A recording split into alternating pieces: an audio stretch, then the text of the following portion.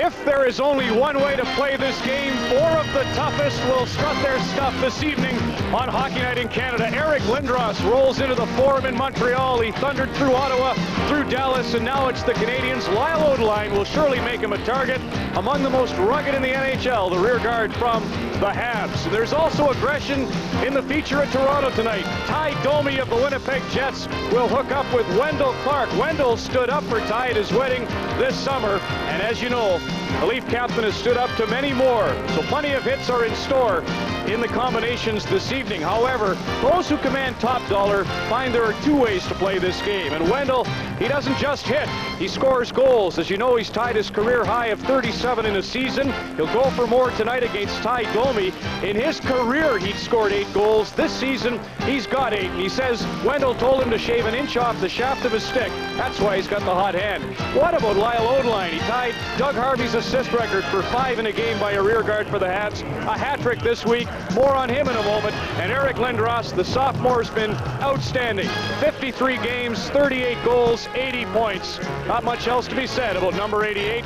It's the Philadelphia Flyers and the Montreal Canadiens and the Winnipeg Jets at Toronto Maple Leafs. There's the scene at the Big O in Montreal, and that ties in with OD. Lyle Odeline will be a feature for us when we move to the Forum momentarily. The Jets are at Maple Leaf Gardens, where it's a capacity crowd on a Saturday night, a beautiful spring-like night in TO. Good evening and welcome to Molson Hockey Night in Canada on CBC Into the Gardens in Toronto. I'm Ron McLean. Two nice matchups. Philadelphia in a desperate battle to secure a playoff spot. They've got their work cut out in Montreal. And Winnipeg struggled last night. They got in at 3 in the morning to Toronto, had a meeting this morning at 11 here at the Gardens, and want to put on a nice show, and they've played Toronto tough all year. Some news out of New York, nothing to report, but both the Blues and the Canucks got together at 9:30 with arbitrator George Nicolau this morning. They made their submissions. Now they have until midnight on Monday to potentially make a trade or wait for the decision from the arbitrator. We don't know the specifics, of course, although it's supposed to be Shanahan that the Canucks are seeking, and maybe Janney in a second rounder or first rounder the other way. Don Cherry says there may well be a trade yet because Pat Quinn is still in New York. He'll fly into Chicago tomorrow for the Canucks game there. Lots of player movement this week. You can tell the playoffs are just around the corner. The deadline for trades is the 21st. Calgary swung a deal with Hartford earlier this week. 21-year-old Swede Michael Nylander, Sarli Zalewski, and James Patrick are defensemen, both of whom have played for Dave King in the Olympic program. And there was Nylander in preparation for tonight's game with the San Jose Sharks. And we will have highlights throughout the night of Calgary's home game at the Dome. Tim Shovelday and Dallas Drake to the Winnipeg Jets in a deal Detroit and Winnipeg struck earlier this week. Last night, it was a tough outing for Tim Shovelday. 8-4, the Jets lose. I spoke to John Paddock about Shovelday and Drake and what he said to them. Well, I spoke to Tim and said not to get too discouraged, that we're not done making changes to our hockey team, and we're missing a pretty good defenseman, Teppo Newman, and things are going to get a lot better for him in the near future, and that's starting from now till next year at training camp. Going into the game against the Leafs, what's your plan of attack?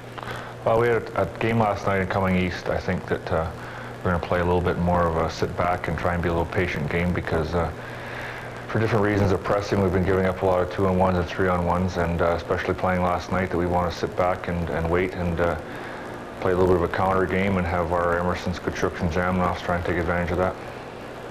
Jets have got to get a lead. They've struggled in that regard. Tim Shovelday will go in goal this evening against Damian Rhodes for the Leafs. Well, for the Habs Flyers story, let's go to the Forum and Scott Russell.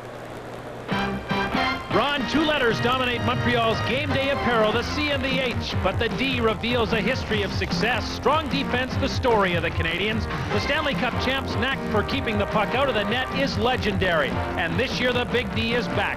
It used to be the Big O referred to Montreal's Olympic Stadium. Well, not anymore. Will Lake, Saskatchewan's Lyle Odeline has seen to that. OD, as he's known around here, has tied Doug Harvey's record for 5 assists in a game and scored Montreal's first regular season hat trick by a defenseman in 9 years. The Big O and Big D are big news in Montreal. Jacques Demers, coach of the Montreal Canadiens. Jacques, your defense has been quietly outstanding. None better than Lyle Odeline. What has allowed this unlikely hero to emerge? Well, he has a lot of character, and he made himself a hockey player. He works awfully hard at practice. He's a student. He listens what the coaches say, and all the credit goes to him. I'm very excited about this young man because at one given time we thought he was a fighter, but now he's shown that he could play hockey, he could play everything. He could play offense, could play defense for us. Jacques, good luck tonight. Thank you very much. Jacques Demers of the Montreal Canadiens. The Philadelphia Flyers are struggling to make the playoffs. They've missed the last 4 years running. Tonight they'll see Ron Tugnut in the Canadiens' net. Patrick Waugh has a little difficulty against the Philadelphia Flyers. No difficulty in the booth. Chris Cuthbert and Dick Irvin have the play-by-play of this critical matchup in the East for the Flyers as Montreal hosts Philadelphia. Now back to Maple Leaf Gardens in Toronto and Ron McLean. Thank you, Scott. Our broadcast story tonight is Bob Cole and Harry Neal in 75 at the Brier, Northern Ontario. Bill Tetley's rink had to beat Bob Cole's Newfoundlanders to win it all, and they did that, but it was a typically great effort for Bob Cole and his Newfoundland entry. How about Mark Noseworthy this week? Would have loved to have seen him get the chance to get into those playoffs. Bob twice to the Brier, twice to the Canadian mixed. He's with Harry Neal, and with all that great action at Red Deer, we've all got rocks in our heads, but none more so than, hey, you, Don Cherry, look at that. My eyes. That's what I felt like the other night, I'll tell you. First time, or last time you had red eyes was Quebec City last Saturday. How about the Toronto Maple Leafs? Let's start with them. Nobody expected them to beat Dallas and Pittsburgh this week. Well, a big thing was Barahowski. You know, Barahowski's got that thing that very few guys have got, that he's on the point. There's a guy away, about 2 feet away, he'll hold on to the puck. Very few guys, Mironov and Gill are all good to the point, but he's got something. He has to play regular. Pat knows this, but it's tough getting him in with all the good defensemen. But the kid has got to play. To have that confidence, and I'll tell you, they got a good point guy in him. If they can keep him playing. Dmitry Mironov and his brother Boris for the Jets really threw his weight around last night against Vancouver. Well, yeah, but Gino Ojek got thrown out, and a lot of guys were brave when Gino's out of there. Winnipeg's going to come on. Hey, listen, John Paddock, he's making the trades. He's getting rid of a few guys. Don't worry.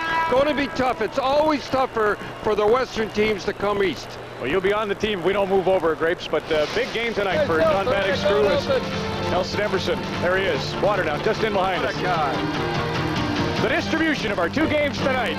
Viewers that want to see Philadelphia and the Canadiens, you're in luck. If you live in that part of the country, Forum built in 1929, refurbished in 68. Tonight will feature Odeline against Lindros, and Maple Leaf Gardens, Conn Smythe's Dream of 31 will showcase Gilmore and Kachuk, among others, as the Jets and the Leafs collide on Hockey Night in Canada. Forecast for the weekend in Toronto is clear skies and highs around 6 or 7 degrees right across the nation. You can tell spring is in the air, and that means the Stanley Cup playoffs are just around the corner. 3 games in the NHL this afternoon. We'll quickly show you the scores from those games. New Jersey's now 2nd overall. Hartford ties with Dallas after the trading action this week, and Pittsburgh demolished New York. 4 goals and 8 shots early on made the difference. Now, here's Paul Morris. Ladies and gentlemen, tomorrow afternoon, Maple Leaf Gardens is pleased to host the University Cup Championship game, featuring the Guelph Griffins and the Lethbridge Pronghorns. Tonight, Maple Leafs and the Winnipeg Jets wish to recognize the commitment to excellence of these collegiate athletes. Representing the Lethbridge Pronghorns, the captain Craig Nichol. Representing the Guelph Griffins, the captain Dan Halo. Leaf captain Wendell Clark and Jets captain Keith Kachuk will participate in the ceremonial face-off.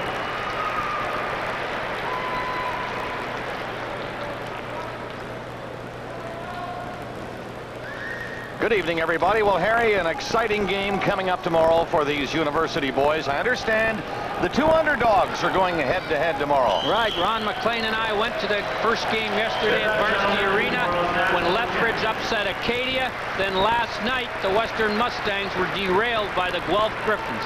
A good hockey game for you university fans to attend tomorrow right here at Maple Leaf Gardens. Tim Shovelday gets the start again tonight for Winnipeg.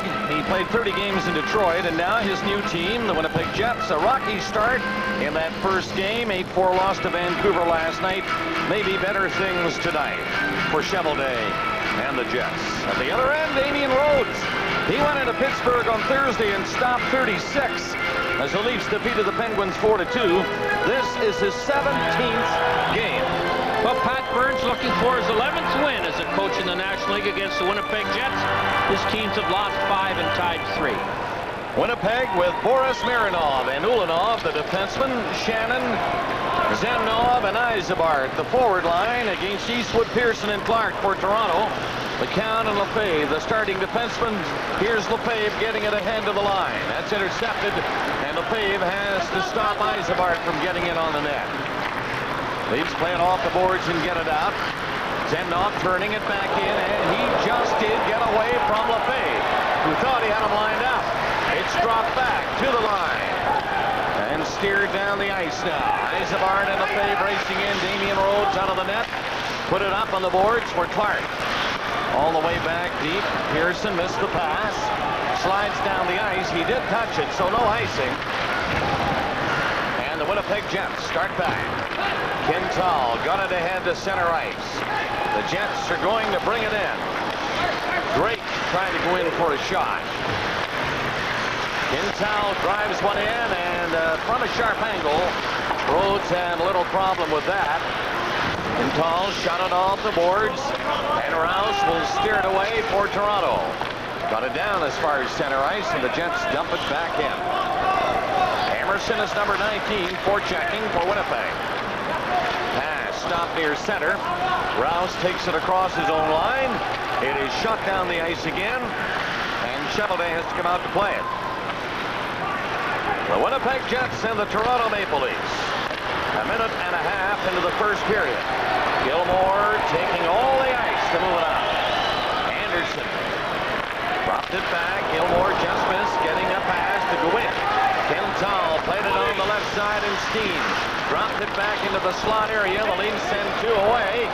It is shot all the way down the ice as Andrechuk wanted to get off. They make changes now for Sano. Through it to center. Mironov of Toronto. To Osborne and Zezel. Up there is Berg. Zezel gets a shot. That is blocked in front of the net. Zezel again. The net is off the moorings. In behind Tim Cheveldae, and they stop the play. Let's have a look at the lineup for these teams tonight. Here is the six defensemen the Jets are dressing. They've had a tough time getting six they like. And the four lines that Coach John Paddock has decided to use tonight. He uses four lines a lot more than some of the coaches do. Solani and Newman, their best defenseman and their best player out. Gillen, just recently with a separated shoulder, the newest member of the Skaters, Dallas Drake. I really think this guy's going to flourish in Winnipeg. He never could get the ice time on either of the first two lines with the Red Wings.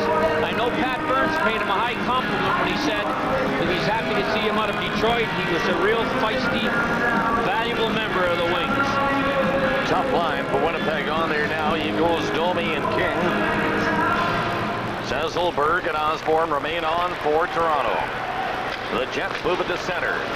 Wayne McBean dumped it in. Right to Dave Ellisdall. Ellen was creamed. Zezel takes it down across center and over the line. Drop it back. Saved by Cheveldae on the bullet drive by Berehowski. Pretty good drop pass to the Leaf defenseman.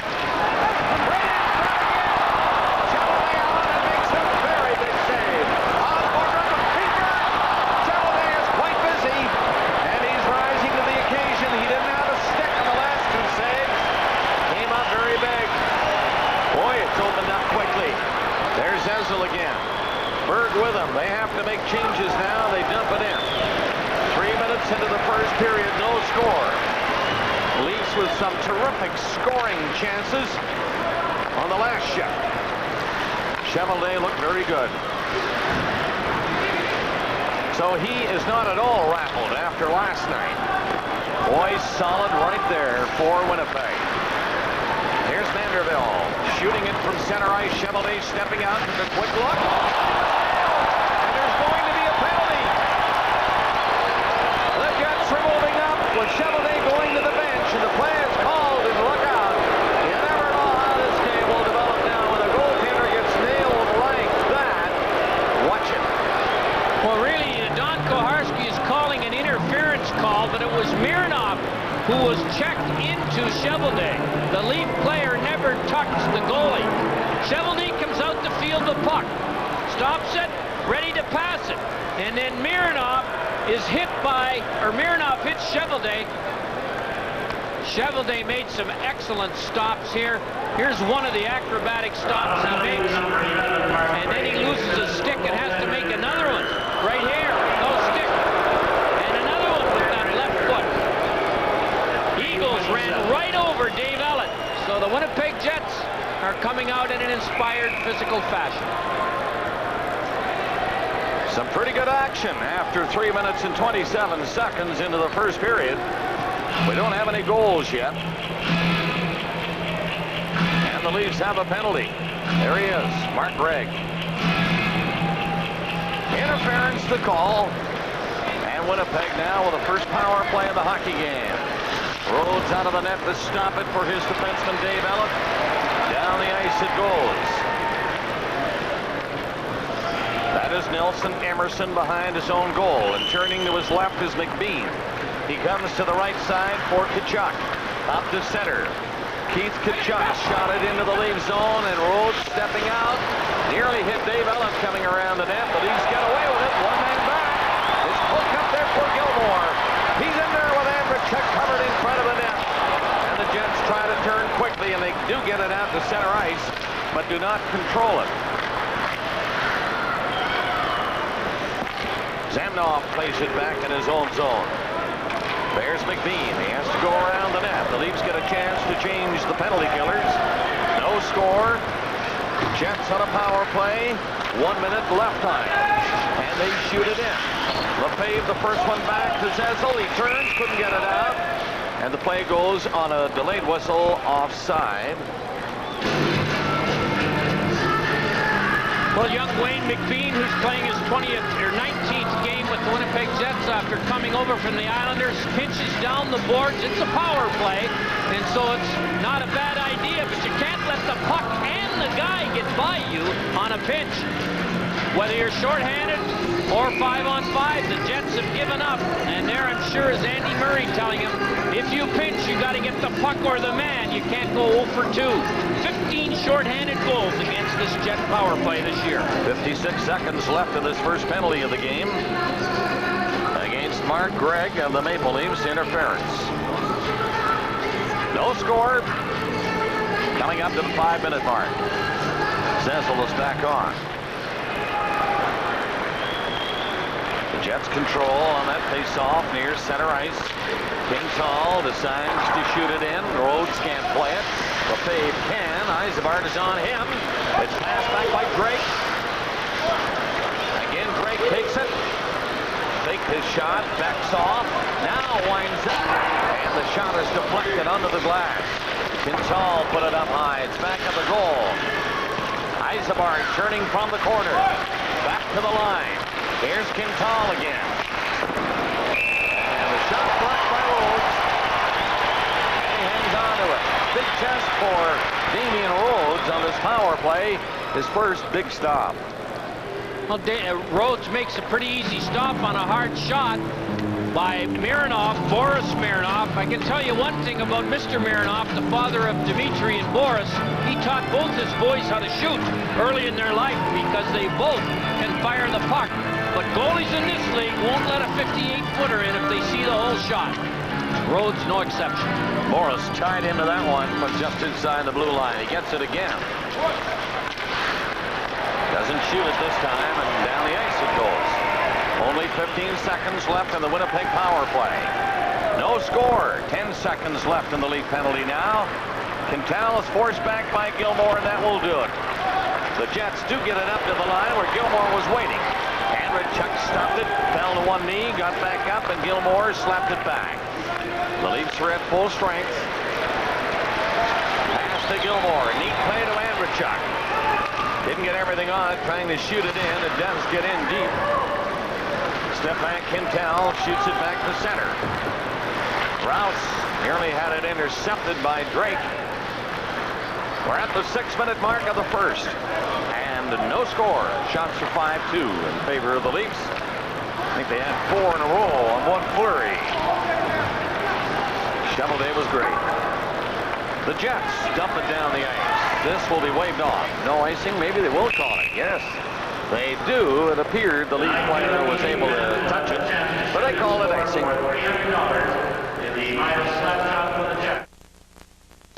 Oh, I love the Taurus. It's pure white mask. He's got the Detroit logos off it, and before he leaves Toronto, I'm sure he'll have the Jet logos on it. But a rare look at a pure white mask in the National Hockey League. The artist has yet to get it.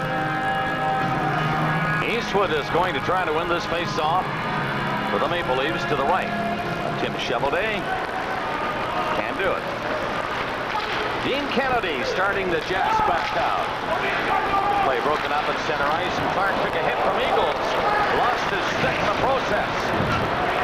Clark goes to the Leaf bench for another. Took a number on the way, I believe. McBean. There goes Clark in there, and he sailed right into it. Took the number and then nailed the number. Clark and Eagles. Well, Eagles has stroked 2 Leafs. He thundered over Dave Ellett on their first shift of the game, and here came roaring at Clark across the rink. So this line of Domi and Eagles and King have been very physical early in this game at Maple Leaf Gardens.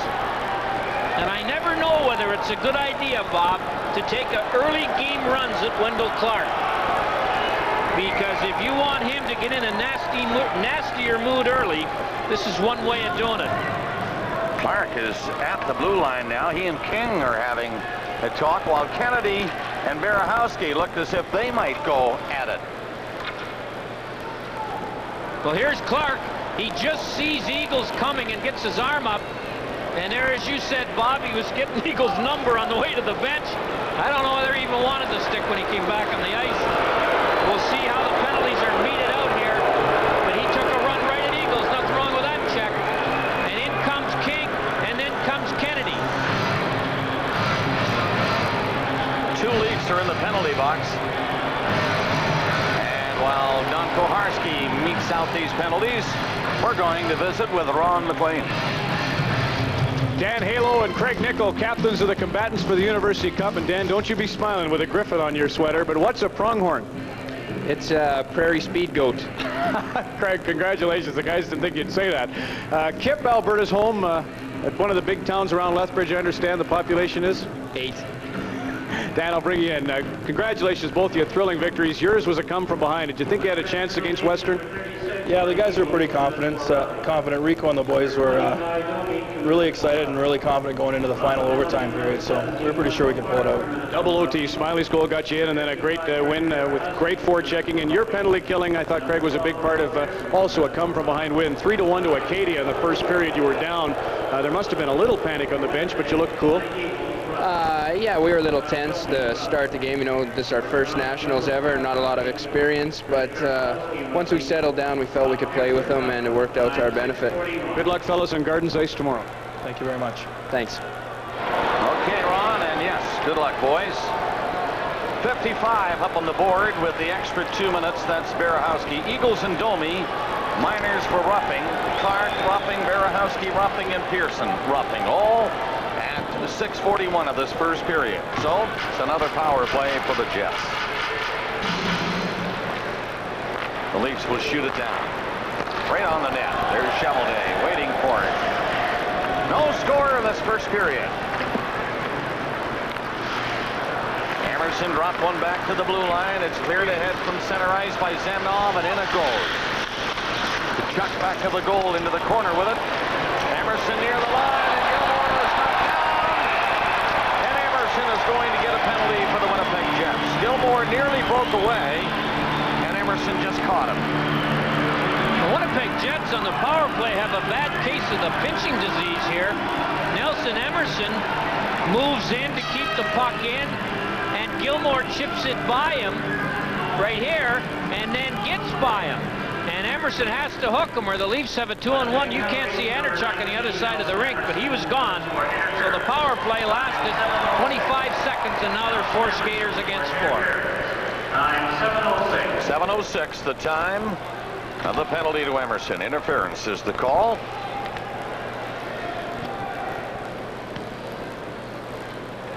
So 1:35 left in the Berehowski penalty.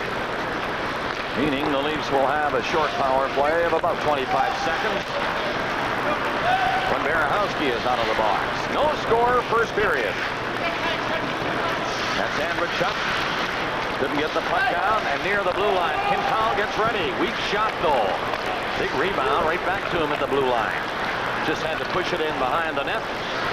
And Mironov of the Maple Leafs poked it back. Gilmore gets a little skating room to get started. Pumps his way to center. Now over the line, trying to fake the defenseman, and couldn't do it. Ulanov didn't go for it. Quintal out for Winnipeg. To center ice. Dropped it off the boards. Gets it back in front of the net, and a good save by Damian Rhodes. He stayed right with the play and covered the angle and made a fine stop. The winner of the night.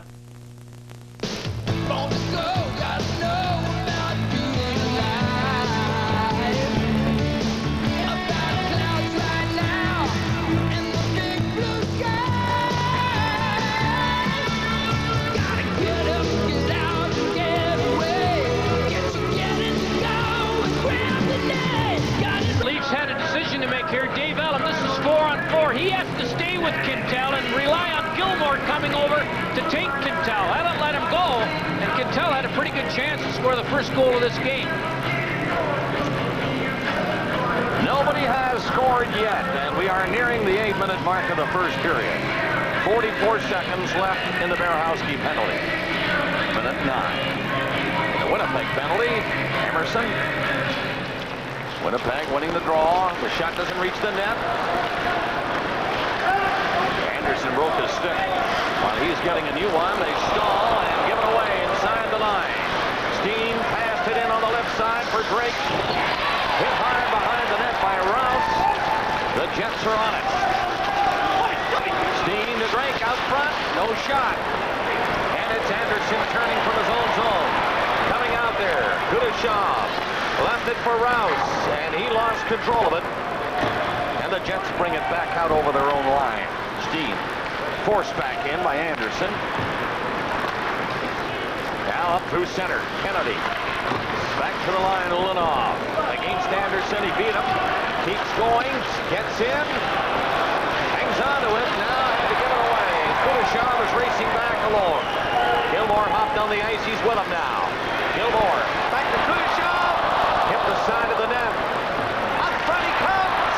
Up over the net it goes. Dropped down behind. Chevelday was down. The net. Right in front again. Andrechuk now. Back to the line of Welland. Drives it in wide. Big rebound. And the Jets are going to bring it out. Quintal gets rid of it. Two teams are full strength now. Or at least even strength. Up to center ice. Coming in is Gregg. Got away from a hit, then took a hit. Fired on the boards and out to center ice. They are at full strength now. No score, first period. And we're nearing the halfway mark. Gilmore in with Andrechuk. Andrechuk made a good play to keep it in. Turning, Gregg with the pass, and lost it. And the Jets get it out. Tkachuk up over the late line. He's being checked by Lefebvre, allowing Rhodes to step out. Made it into the corner. Rhodes took a little bump. Gilmore comes to center ice. Gilmore over the Winnipeg line. Checked off the puck. And Emerson rifle a pass out to center ice. That is Drake trying to bring it in, waiting for help. Gets it from Kennedy. Kennedy back to him. Drake gets in there. Good play, but he failed to get a shot before Gilmore took it off his stick. Kennedy shot up high. Eisenbart in there with that shot. And the Leafs dump it down the ice. High stick, I think. Play call. The stick was high when Berg knocked it down. On a breakaway, but it was called. The Leaf power play. I want to show you a smart play by Allen. He knows he can't get it through, so he throws it off the end of the rink, knowing where the puck will bounce. It comes right out in front, and unfortunately for his teammates, nobody can get their stick on it. A good, smart play when he saw there was no room to get the shot through. 9 minutes and 10 seconds remaining in the first period. No score in this hockey game. play call. They call that icing. The linesman got a little confused. Vines did not notice that the back linesman had his hand up, and so he had a long delay in the icing call. He was screened at the blue line and probably couldn't see. They made the right call. They just made it a little later than they usually do. Out of town scores. Let's have a look at them. Guy Carbonneau gets Montreal ahead 1-0. Calgary ahead of San Jose. Titoff is 25th. Bonder and Ridley score for Washington. Fraser for Quebec. Nobody scores in St. Louis. An afternoon game in Hartford. 2-2. And the face-off to the left of Rhodes. Jets win the draw, and it's slapped in back of the net by Ty Domi. Pearson had his man covered. He got loose and shot it back to the net again. Mark there, and he's bumped again before he could touch the puck. Hit that time by Quintal. The Jets bring it in. King got stopped on the blocker of Rhodes. And penalty coming up. Rhodes got the right arm up and stopped the shot. The puck went flying out the other way. And Pearson took his man out of the play in the goal crease area. And he's going for holding. Well, Pearson made a good defensive decision, makes a good defensive play. But at the end of all this, he holds the Winnipeg player. Both defensemen trust Pearson. Look at them all over here. And here comes Pearson, who grabs or trips the Winnipeg player after a pretty fat, juicy rebound right there. Eagles, who's made himself fairly well known tonight. Pearson doesn't agree with the penalty, but he won't be the first player that doesn't agree with 2 minutes. Another power play for Winnipeg. They are 0 for 2 in the game so far. No score, first period. The Jets pass it around. John Paddock said, top of the show, they were going to be patient. They look to be patient now. Here's his shot coming in. Rebound was there. The puck goes flying over the glass into the crowd as Zamnov and McCown collide in the corner to the left of Rhodes. Well, this has been a lifetime this season for John Paddock. He said, my team this year has forced me to learn from experience that our team never seems to learn from experience. And he also said, eventually we'll change these guys and get some smarter ones. This is not his team he's coaching. It's Mr. Smith's. It takes a long time to make changes and get better. Here's Lefebvre taking Winnipeg's best player this year out of the play in front of the net. That's Keith Tkachuk. Mironov of the Jets shoots it in behind the net. He's going to pick it up. Ellis slapped it on the boards, and Zezel will be there to shoot it down the ice. Zezel was dumped as he cleared the puck all the way down the ice. He was hit. Seems to be okay. Back on his feet. But he did one of those spin-around icings. He got the puck out of the zone, and then just as he got rid of it, he was high stick. And Koharski is giving the Winnipeg Jet player 2 minutes for high sticking. You're going to see Zezel on a turnaround right here, and Nelson Emerson's stick comes up and clips Peter Zezel on the helmet or on the face, and Emerson gets 2, and the power play for the Jets is quickly negated again by an Emerson penalty. 11:52, the time of the high-sticking penalty to Nelson Emerson. 1 minute and 28 seconds from now, then Pearson will be out of the box, and the Leafs once more will have a power play. 32 seconds. Dmitry Mironov, take a good look at those lifts. I hope he doesn't get crunched against the glass. He may never get off. He got 37 stitches inside and outside the mouth on Monday night. Did not play Wednesday here or Thursday in Pittsburgh. Berehowski fell on it long enough to stall the Winnipeg Jets from moving away to the net. Puck bounces in back of the goal. Tkachuk brings it out front, and Damian Rhodes comes up with a big stop off Quintal. 7:40 left in the period. No score. Right now they're 5 aside. Less than a minute remaining in the Leaf penalty. It's Tkachuk fanning on a shot from the line. A high drive by Ulanov rattles off the glass. drops it back. 40 seconds left in the lead penalty. Andrechuk is coming to center. Gilmore up on the play, takes over, cuts back, trying to pull it back from Drake. Now he's caught on the boards by Kennedy. Andrechuk comes over to help him. Andrechuk in the shot away. Chevelday, big save off Andrechuk. He was set up by Gilmore and whipped the shot right away. 23 seconds left in Pearson's penalty. Well, Doug Gilmore, who for the 11th straight year in the National League, and that's every year he's played, he scores over 20 goals. He drops his stick here, and now he comes to the bench, but he doesn't like McCowan's stick, so he takes it back and gets one of his own. In the relay race, this guy would be just as good as he is in the hockey races. Still can't find the right stick.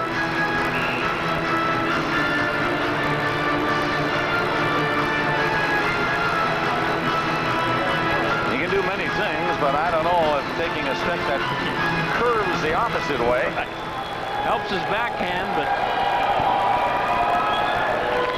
7 minutes left in the opening period. 20 seconds left in the league penalty. And no score. The Jets bring it out. Boris Marinov, the snail at the blue line, and he is hurt. Clark hit him. And Marinov of the Jets, as you see, still on the ice. John Paddock up in arms. Well, Wendell Clark cross-checked him right across the arm. And there you can see he's given the chop mark where it hurts right on the white arm strand. And I don't think Wendell's going to get a penalty here. Dean Kennedy's trying to talk Koharski into giving him one. Koharski was standing right there as this happened. He did not make a sign that there might be a penalty coming. Well, I said it might be a mistake to get Clark in a foul mood early in the game. And in a bit of a self-defense cross-check, he gives Smirnoff right across the arm. And, Bob, we've all had that happen to us. Below the shoulder pad and above the elbow pad. So he doesn't know how many fingers he's got in that left hand now. But there we can see he's in a fair amount of pain. Boris Mironov of the Winnipeg Jets, obviously hurt by that cross-check of Clark. No penalty has been handed out. Pearson will be on the ice in 10 seconds. 4 Skeeters against 4, Bob. It's been another bad stat for the Winnipeg Jets. They've scored 6 and had 16 scored against them under these circumstances this season. Ellett backs up to center ice. Gives it to Dmitry Mironov. Mironov again for Ellett. Now Pearson is on the ice, and the Maple Leafs have the man advantage. No score in this first period. Clark comes through center. He stopped there and then shot it up to Ellett. Ellett played it in on the boards in the corner is Eastwood. Eastwood and Pearson go in to dig it out for Clark. He gets it back to Mironov up Toronto. At the line is Ellett. Put one in, it hit a skate. Pearson tried to knock it down. And now Ellett at the blue line again. Mironov to Ellett. Ellett fired a low shot in. It was deflected by Eastwood and just missed. Jets penalty is over. They're at full strength. 6 minutes left in the opening period. And still no score. Quintal tried to go in on Damian Rhodes. Ellett into the corner to bump Darren Shannon. And it's Clark getting it ahead to Mironov. Back to Clark, going into the shot. Nice save by Shovelday, kicking out the leg on the short side. Clark takes over again. Around the net, Clark, right to the goal line, and he scores. Cecil followed the play and scored the goal for the Maple Leafs. And they lead 1-0.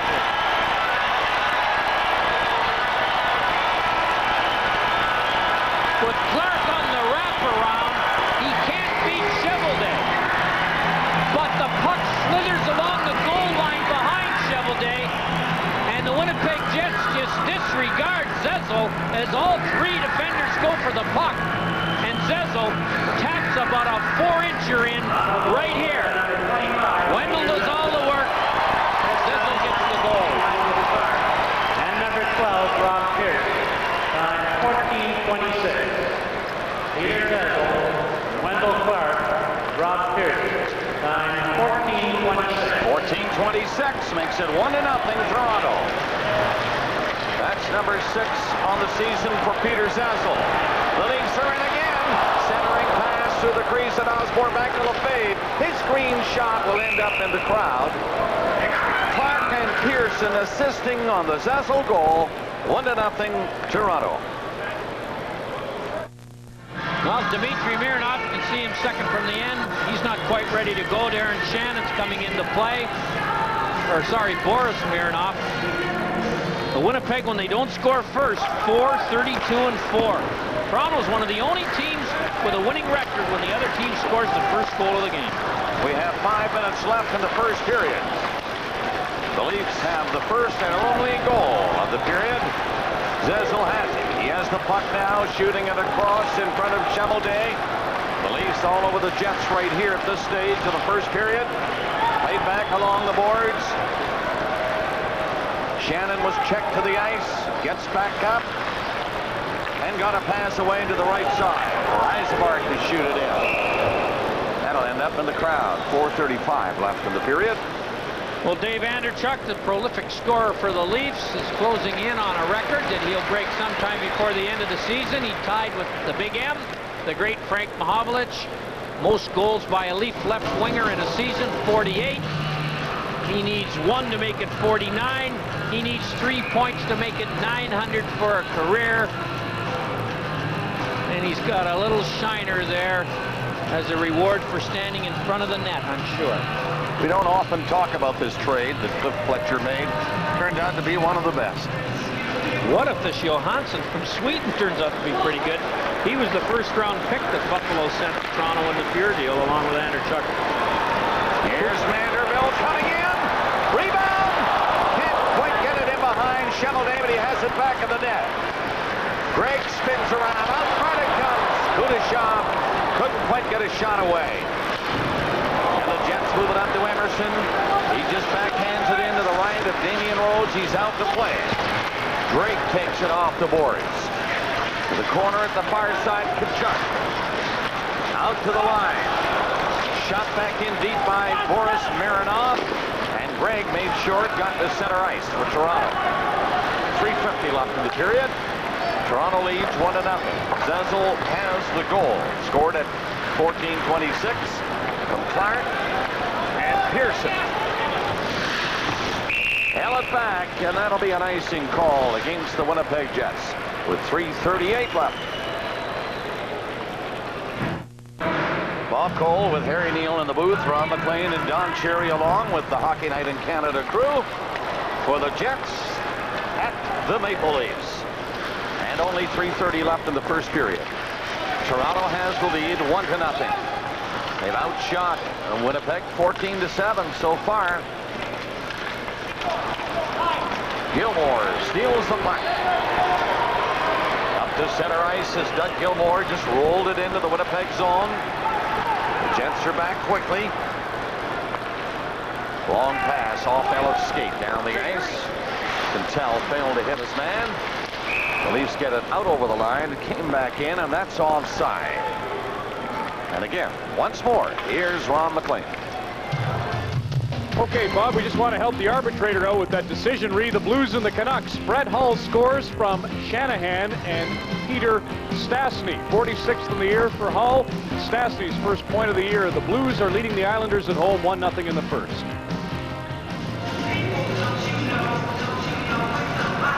3:02 left in the first here at Maple Leaf Gardens. Toronto has the only goal, scored by Peter Zazzle. Fine effort by Clark. Zazzle following the play, scored. Here's up, going in, low shot, and Chamelday got the stick in front of it. The Leafs still on it, but now it's Winnipeg bringing it back out, and Eisbart skates across center and in. Eisbart with Shannon, dropped it back. Shannon gets a weak shot away, wide of the net, and Rhodes nearly knocked it in. His own net, he covered up, it came off the boards, onto his stick, and then hit him, but he held it.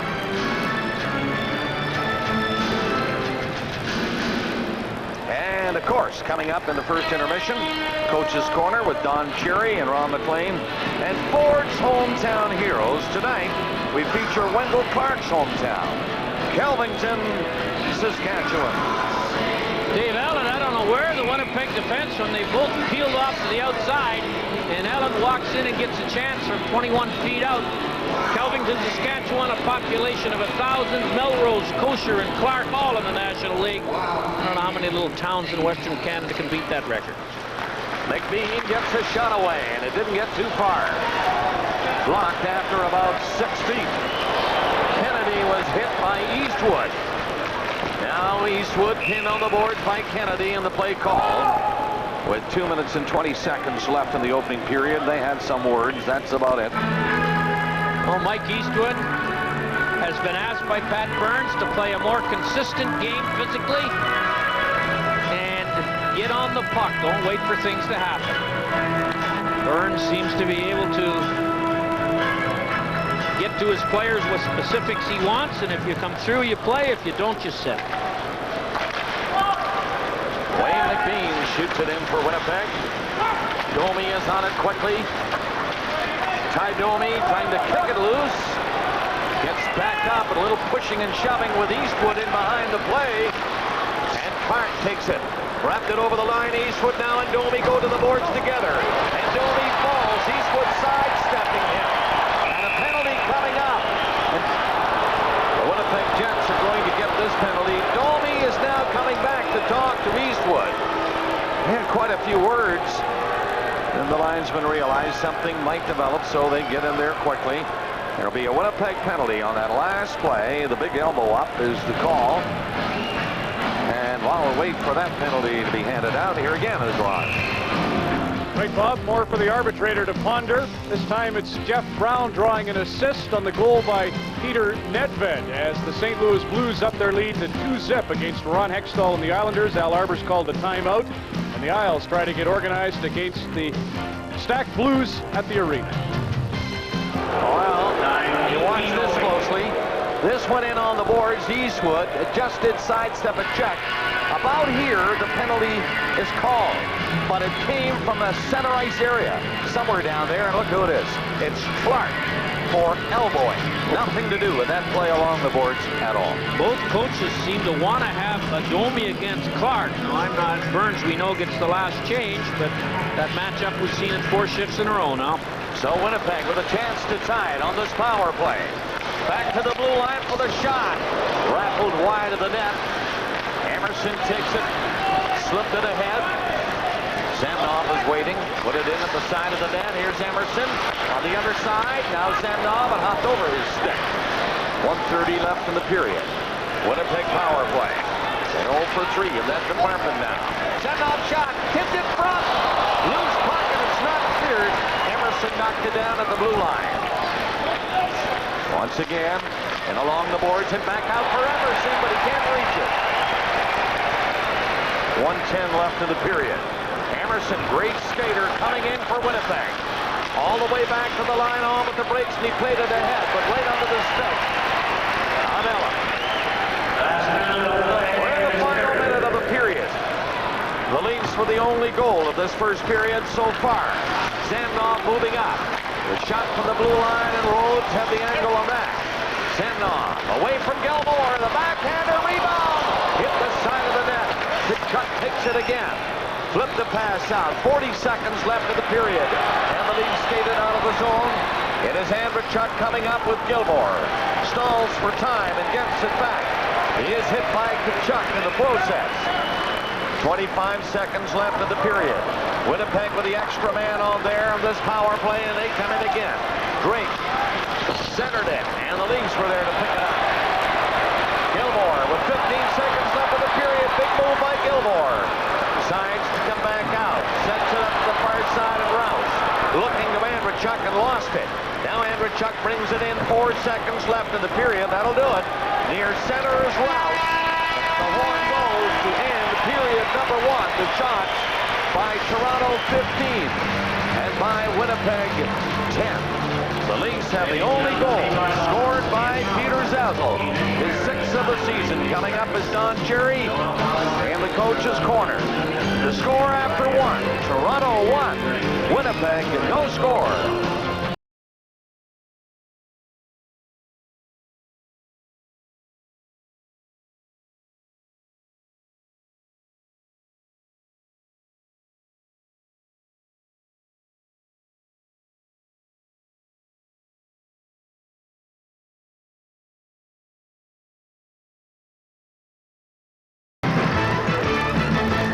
Now look, before we get started here, Yes. I want to congratulate you for being Broadcaster of the Year. And it proves one thing in life. If you get hooked up with great talent, even a weatherman from Red River can make it. Red Deer, site of the Briar. The other two Dons are from Red River, but thank you very much. You're welcome. Closest you'll come What to is that, by the way? the Gemini. Oh. The Gemini. Closest you'll come to one of those is Rose's horoscope. Tony Gallagher out in Vancouver was saying Cam Neely's performance is so good, it ought to cause you to slobber all over your ties, and he's right. Not this one. Listen, let's go. You get a goal today? Don't know. Did he get a goal today? You get a goal today? No. I didn't get one. All right. Should know. 45 games, gets 50 goals. That is unbelievable. That's 90 goals coming up. This is unbelievable. I'd say he's the most valuable guy in the league right now. If he's not on that team, they're in the American Hockey League right now, the Boston Bruins. And we made the point last week that Mario Lemieux played only 60 games a year ago and did win it. So it's not like you can get 50 goals, folks. counted up for that. Now, when I see Cam Neely and I see him out there and I get reports from Boston, his knee is swollen still. My blood boils, and you know who. Now, we got us something. We have what I call Ulfie's highlights. Ulfie Samuelson. Mark, run Ulfie's this week. Coming up. Here it comes. Now, here's one. Pierre Mondu. This is really the last game Pierre played. Watch the stick come up and hit him in the eye. He had to retire after that. No penalty. Here's a cheap shot. I know this one wasn't the one that retired him, but this one didn't help. He got hurt right after that. Cam's knee's never been the same from the guy. Here's Bellows. Watch the knee. Look at the knee. Get him, and he spins like a caterpillar here. Skrudlin's coming up. Watch Skrudlin. He was out 2 months on this one. Watch the knee. He's out 2 months. Now we have Ty Domi. Ty Domi gets a spear. Watch this. Watch him break the stick. Spears him. No penalty on that one. This guy. Now watch him behind. Look, look, look. Is anybody coming? Is anybody coming? Look at his mask. Look at the shoulder pads he's got. Look at the shoulder pads. And the visor. Can't get at him. Now this guy, and all that stuff I showed you, has never, ever served 1 minute penalty and all that stuff right there. That's hard to believe. And only 2 guys have ever got him. One is Dale Hunter, broke his nose, nothing. And Eric Lindros broke his shoulder in Canada Cup. Not much. Now, speaking of Eric... What do you mean by that? Not much. Not much. Not enough. Now, here we go, Eric Lindros. I know you people want to see something of Eric Lindros. I love Eric Lindros like I do Neely. Watch this here guy here. If this isn't the second best hockey player in the league, I'll eat your hat. Roll it, Mark. Let's see Eric in action. Now, he's getting about $2 billion a year. Why would he sacrifice his body blocking shots, right? Look at that. Block shots. That's when you know when you want to win. Now, he goes up the board. No sweetheart. Banging along. Come on, run it there. It sounds like Howie. Anyhow, there we go. He's coming up. He doesn't go at center ice. If I can't go around you, I'm going through you. Watch him in front of the net now. Now, remember the kid I told you had a broken back and it took him a couple of months? Jimmy Johnson, he's in this one. Watch Jimmy Johnson in this one. He's over in the left-hand corner here. Eric gets up and the guy trips him and he gives the goalie a smack. Walk a luck. Give him a little shot. Now watch Jimmy Johnson. Little guy goes after Eric. Talk about guts. He's just come back from a broken back. I mean, that is... didn't show you the rest because we didn't want to show violence. The only bad part about that, though, Eric was tremendous. That was Dallas Tuesday at the Spectrum, but he got kicked out of the overtime. It was 3-3 at the time, and Dallas won it in OT. That don't make any difference. He's still great, and I love Jimmy Johnson for doing that. It's unbelievable. Okay, and poor Ty Domi got a spearing last night. Yeah, get one the other what's with Ron Hogarth with this guy? He's given him, I think the last 3 games, he's kicked him out twice and given him a 10-minute misconduct. Didn't call that one on him. This morning at 9:30, Pat Quinn, George McPhee, and legal counsel for the Vancouver Canucks, Ron Caron, Mike Shanahan, Jack Quinn, and legal counsel for the St. Louis Blues met and presented their cases. We don't know officially, of course. It's supposed to be Shanahan's what the Canucks are requesting. Janney and a first-rounder is one room. No, second-rounder. Okay. Anyhow, this guaranteed, folks. Guaranteed this is Shanahan. They cannot give a guy, by the way, Janney, he's sucking along when he heard this. All of a sudden, my knee got a little fluid on it. He sucked along. He's still hurt. They cannot give a sore knee, sort of a semi-floater like Janney, and a second-rounder for Peter Nedved because he said he's so valuable, he signed him for all the dough. There's no way that will happen. By the way, where's the arbitrator from? What is he? George McNicolau, he's from the United States. Done a lot of the baseball. I think he's done some hockey, but... Oh, yeah. So let me get this straight. Let me get this straight. We have a little problem in hockey. So we got an arbitrator from the States who's a baseball guy to settle a thing in hockey. Right. Sounds like a baseball guy, a basketball guy, pick him.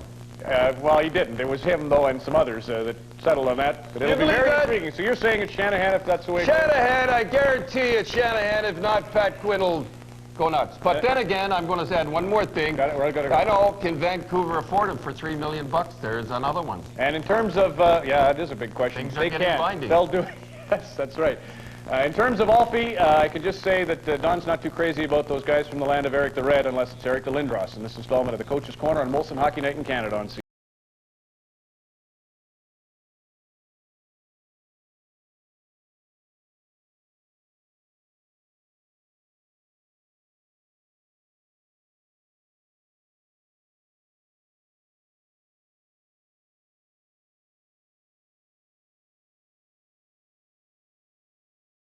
Saskatoon and surrounded by hamlets like Handon, Rose Valley, and Foston.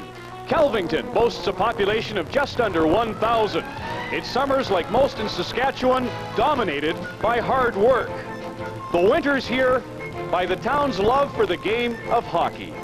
Their most famous export is Leaf captain Wendell Clark, a junior star in Saskatoon, whose fame is extended beyond the town, where he still spends time in the off-season. In the Clark household, Wendell's mom, Alma, displays Wendell's trophies and those of her other sons, Carrie and Don. Barry Melrose also has brought pride to Kelvington for his NHL playing career and for his coaching years with the LA Kings. The town's main school is named after Barry's granddad. While those cousins compete, the Kosher cousins, Corey and Joey, also are members of the Kelvington alumni. The players we've mentioned have laid the great legacy in a town dominated with hockey interest. Last year's Kings-Leaf clash taught us the meaning of hometown heroes. Kelvington Tonight, a presentation of Ford of Canada. At Maple Leaf Gardens in Toronto, where the Maple Leafs are leading the Winnipeg Jets 1-0. Wendell Clark of the Maple Leafs is in the penalty box. He'll be there for another 8 seconds as we start the second period. Zessel has the goal at 14:26 from Clark and Pearson. And the second is underway.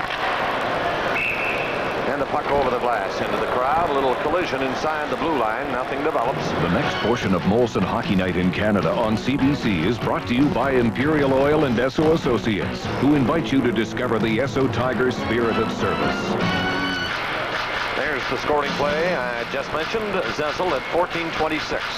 Number 6 of the season for Peter Zessel. Clark and Pearson. The Winnipeg Jets, you see, had 10 shots on goal. 6 of them came from their defensemen. Only 4 forwards had a shot, and they only won apiece. And the Leafs win the draw, allowing Wendell Clark now to come out of the penalty box. So they're at full strength again. Zessel in a foot race going in against Daryl Shannon. Shannon beat him to it. Ken Chao back at the net for the Winnipeg Jets. Coming out is Alexei Zendov. Got as far as the Leaf line, and Berg is back in. Berg coming in with a shot. The low shot just missed. Off Shannon's skate to center. He recovered the puck and got it over the line. Zendov going for the net. The pass goes in there for him. Darren Shannon trying to center it. That's Isabard on the puck. Back of the goal into the corner. Shannon again for Winnipeg. From his knees made the play. Leafs get it out of the zone. Up to center. Zessel on the left for Osborne, who shoots it in, and now Toronto makes changes. Isabard slap on away to center ice. 1-0, Toronto leads. Cheveldae will stop this one, allowing Ulanov to take it around the net. Now he gave it away to Gilmore. He didn't seem to win there. Gilmore coming in front. Andrew Chuck was robbed. Andrew Chuck poked at it in the corner. Gilmore seems to know where the puck was going to end up. Nobody saw him. He's all by himself in there to the right of Tim Cheveldae, and they threw the puck right into him. But Cheveldae made a good stop. Here's Ron McLean. While we go to the Forum in Montreal, the Canadians leading Philadelphia Flyers 1-0 when last we checked. Now it's 2-0 for the Habs, and Dominic Roussel's out. Frederic Chabot is in goal for the Flyers. Matthew Schneider, 17th from Muller and Bellows, makes it a 2-goal cushion for the Canadians against the Flyers. The scores around the NHL as best we can bring you up to speed. Calgary, German Titov got the Flames the lead at 3:37 of the first period. Quebec and Washington are knotted. Ridley's got his 25th for the Capitals. Kamensky is 21st for Quebec. And the Blues, as you know, are off to a great start, but Travis Green has countered. Jamie McLennan's in goal now for the Islanders. 2 goals for Sanderson today. Hartford ties Dallas. Hextall started that game on for New York and allowed 3 goals. He's out. The Islanders looked like they were going to make a sincere run for the playoffs, but this road trip they've been on to the West, it hasn't looked that way. Allen shot from the blue line is picked away by Shovelday. Andrechuk is the first man on it. Here's Gilmore, but he's checked behind the goal. Darrow Shannon had him sized up and held him there. Now he tried to clear it out, missed that chance. Anderson fired one at the net. Gilmore was alone in front of the goal. Puck bounces down to him. Gilmore again. Tried to tuck it back to the line, and Emerson intercepted. The Jets get it out. Straight through is Drake. Nearly got right in. Last second he was checked by Rouse. Gilmore coming out. The pass out to center ice was intercepted. Drake poked at it. It goes right in there for Rhodes. Damian Rhodes hit Drake with it as he tried to clear it. Andrechuk and Gilmore come out. Pass to Anderson near center. He left it up the line for Rouse to Anderson. Back in for Rouse, and he couldn't reach it. Anderson again to Gilmore. Turning away. Gilmore back to the line. The fade shot is blocked. Hit Kennedy's ankle, and he's limping a bit. The Jets move it up. Drake shot one off the boards and in. Winnipeg changing. Toronto leads 1-0. Gilmore is still on there. He has Pearson with him now. And it's cleared out by McBean up the center. In on the wing, Romanuk. Dropped it back in from Romanuk. Shot. Stopped by Rhodes, and another save by Damian Rhodes. Finally, the goaltender for Toronto finds it and hauls it in. And holds it. Well, he made 3 pretty good stops at very close range. Romanuk started it all off by blowing outside McCowan to get the initial chance. And Rhodes at close quarters made 3 big saves. There is Romanuk beating McCowan to the outside. You can see Steen coming down the middle, gives it back. There's 1 shot. 2 shots before Clark gets him out of the way, and then McCowan recovers to get the second Winnipeg. Bob Rouse, top defensive defenseman on this Leaf team, and he makes a good play on a tricky Dallas Drake to take away the rush. Face off to the left of Damian Rhodes. Becoming now a little busier. 1-0, Toronto leading from the blue line. This shot, he stopped that with a big rebound, and it was taken by Dmitry Mironov. Wendell Clark will bring it out for Toronto with Pearson. Shoots it in. Shovelday covering on the play. Clark went in for checking. The Jets get it up to center to Domi. Couldn't hang on to it. Rouse brings it back in for Toronto. Rouse is checked by Steen. Eastwood left it for Pearson. Pearson covered. And again, Steen was bumped by Clark, but the Jets get the puck out. Domi shoots one in. Chases after it. Rouse is away from him, going around the net. Here's Eastwood. Eastwood shoots it from center ice. The 2 teams are changing. As Domi took his man out of the play near the Winnipeg blue line. Kennedy's long shot wide of the Leaf net. Eagles up on it, kicks it behind the net. Elliott now trying to knock it loose from King. Elliott falls down. King and Eastwood gets it around his own net. Berehowski hangs on to it long enough and then dumped the high one down the ice. That'll be icing against the Maple Leafs. As we near the 5-minute mark of the second period, we'll check on the score at the Forum. Here again is Ron. Bob, Montreal Canadiens riding a 7-game home winning streak up 2-0, but Philadelphia's back in it. Mark Recchi gets it to Joseph Veranek, who got off to a great start this year, but had really struggled since Christmas. However, he gets his 24th of the year. They put Roussel back in the Flyers' net. 2-1 there. Standing Cup champions, Harry, seem to be getting some scoring now from the defensemen. Boy, when you can get that to work for you, you have it rounded out. And not give up any more goals than they're used to, so they're going to be a threat again this spring. McBean's shot is stopped by Rhodes. The Leafs turn it back in over the line. Gregg trying to catch up to it. Dave Ellett takes it at the blue line. Pass goes in there for Vanderbilt. Poking at it with Shovelday. Vanderbilt, one hand on the stick. Kudashov is in there to dig it out. Kudashov and Gregg. Weak shot in. Shovelday made the stick save. Gregg for Vanderbilt. Vanderbilt fighting in the corner, trying to move it out front of the net. And Dean Kennedy takes over. Vanderbilt was dumped behind the play. And the Jets shoot it down the ice. This is going to be an icing against Winnipeg. 5:12 into the second period, and it remains Toronto 1-0. Well, one of the most encouraging things to happen to the Leafs through all their injuries to their defensemen is the development in the last couple of weeks of Drake Barahowski. 3 points in the last 2 games. We all like to see defensemen get points, but I've been more impressed with his improved decision-making without the puck and his improved ability at handling forward, not only on the rush, but in the defensive zone coverage in his own end. Played 2 very strong games, Wednesday here against Dallas and Thursday in Pittsburgh.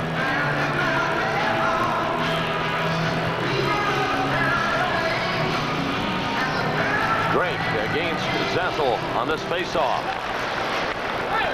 Leaves win it, get a weak shot on the net. No problem. Tipped out to center ice, and Lefebvre and McCown are the Leaf defensemen. Osborne and Zessel over on that far side is Berg. Shot blocked by Shovelday. Zessel is sent flying in front of the net, and the Jets bring it back down the ice. Quintal shooting one around the net. And over on the boards. Borsato got it back. This shot is blocked. And Osborne again is up for Berg. Trying to thread it through to him. Nice interception. Allowing Steen to come in, and McCown got a piece of him. 6 minutes into the second period. Ulanov near his own blue line. Romanov played it up across center, and now Steen is in with a shot. Glove save, but it bounced down in front of the ropes. No harm done. The Leafs could cover up in time, and a Winnipeg player injured behind the play. And I think maybe a penalty is coming up against Toronto. Borsato is on the ice and hurt.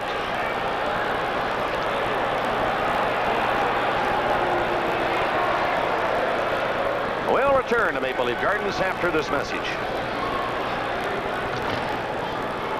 A penalty is called against Jamie McCown. It was he who had the stick up high. And here it is.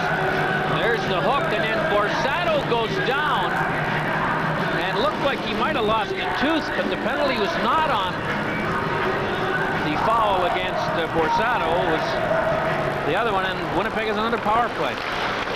Emerson's shot is off Andrechuk's stick. Now Andrechuk is racing with Emerson. Andrechuk got there in time, and it's played back to the net for Ellen. And he finds the opening easily. 1:45 remaining in that penalty against McCown. It is 1-0 Toronto. First period goal by Peter Zessel at 14:26. Clark and Pearson assisted on that goal. Doug Gilmore out penalty killing again, but Emerson takes a pass. Coming in over the line. Emerson dropped it out of the slot area. Back to the line for McBean. The other side, now into the corner again. He'll just pass it around on the outside. Zamnoff, weak shot, and Rhodes finds it. And from the pileup, the puck underneath. And a face-off coming up in the Leaf zone. Well, the Chicago Blackhawks have not had a very enjoyable year, but I think they've taken one step in the right direction when they acquired Gary Suter. These two customers played together for the Wisconsin Badgers, and with Smith being out for the season for Chicago, I think they got more than a good replacement for him. Gary Suter, like Chelios, can play 30, 32 minutes a game. And if he can keep himself healthy, he will improve Chicago's playoff hopes and perhaps success in the playoffs. And those two on a power play together will be dynamite for Chicago. Look at the Chicago score for tonight. Here's a pass right in front of the net, but off the stick of Samnov. Samnov again, with Emerson waiting at the blue line. Samnov moving up. Rolled it over there, and the shot by Mironov, a high one off the shoulder of Rhodes. Mironov again with Drake. He has the puck. Drake flipped it back in the net. Samnov to Emerson, back into him. Samnov to the side of the net with that play. Comes back to Samnov. Shot! Rhodes made the save. The rebound was there, but they cleared it through the crease. Emerson's drive, tipped wide of the net. Winnipeg, pressure on this power play, trying to tie the game. Near the line is Emerson. He's covered, couldn't get a shot by Zeth. Now tries it. And Rhodes made a good stop on that one. Deep through a crowd. And it's shot down the ice. Only 10 seconds left in the McCown penalty. Toronto 1, Winnipeg nothing. The Jets move up. Kim Tao gets over the line. Tried to feed it in there. He did to Steen, but he couldn't hang on to the pass. Lead penalty over. They're at full strength. It is center to Steen. And again, he couldn't hold it. Up to center is Vanderbilt. He's going far wide. Now centers it, and Kubishov couldn't reach it. Shannon moving up for Winnipeg. Had the stick lifted by the back-checking Kubishov. Vanderbilt again. He'll drop it. Gregg was bumped and couldn't get around the defenseman Shannon. Shannon for Winnipeg. Coming back out. Played it through center ice. Eisebard brings it over the line. Eisebard, sharp angle, so around the net he goes. Gets it out. Rhodes covered the angle on that drive by King Tao. And then Eisebard missed it at the blue line. Fired back in. Rhodes slept at it for Ellett. He was going the other way. Shannon for Winnipeg. Roughed up by Kudashov in the corner. He stays with him. Puck is kicked loose by Kudashov. And Ellett tried to go back. Ran into traffic, so Kudashov turned away from Damian Rhodes. And then Gregg tipped it down the ice. That will be an icing call against Toronto. 10 minutes and 26 seconds remaining in the second period. In Canada. Tomorrow afternoon on CBC. That's Eastern Time, the Brier Final from Red Deer, Alberta. There's a former Jet and one of the top curlers today, Ed Lukowich, the brother of Morris Lukowich. Fast Eddie. Well, I don't know Ed, but if he was as feisty as Morris, he was a great competitor. He's a great competitor, all right. Here's Eastwood trying to get in. He was spun around in time and couldn't make a play in front of the net. Back in for King. Tries to get in there, did. And got the shot on the net, and Rhodes made the save. Pearson coming across center for Toronto. Up over the Winnipeg line, then was stalled, and Barahowski was in there, allowing a 2-on-1. Eagles is coming in, and the shot is off the arm of Rhodes. I'm not sure he knew where it ended up. It did not end up in the net. Went into the corner to his right. Big 2-on-1 for Winnipeg. Puck drifts out over the blue line into center ice. 9:35 remaining in the second period. Toronto with the only goal of the game that came at 14:26 of the opening period. And it was scored by Peter Zessel. Count's pass comes right back to him. Count poked it a little bit too far for Pearson.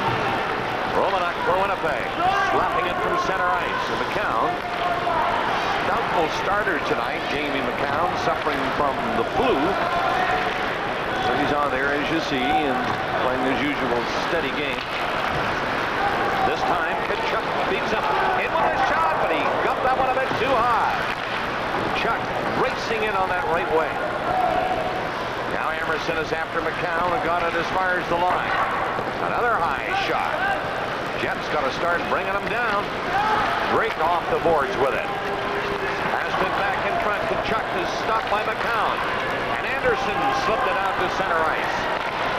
8:30 remaining in the second period. Finn got a pretty good shot from Andrechuk. Ron Finn, the linesman, colliding with big Andrechuk of the Maple Leafs.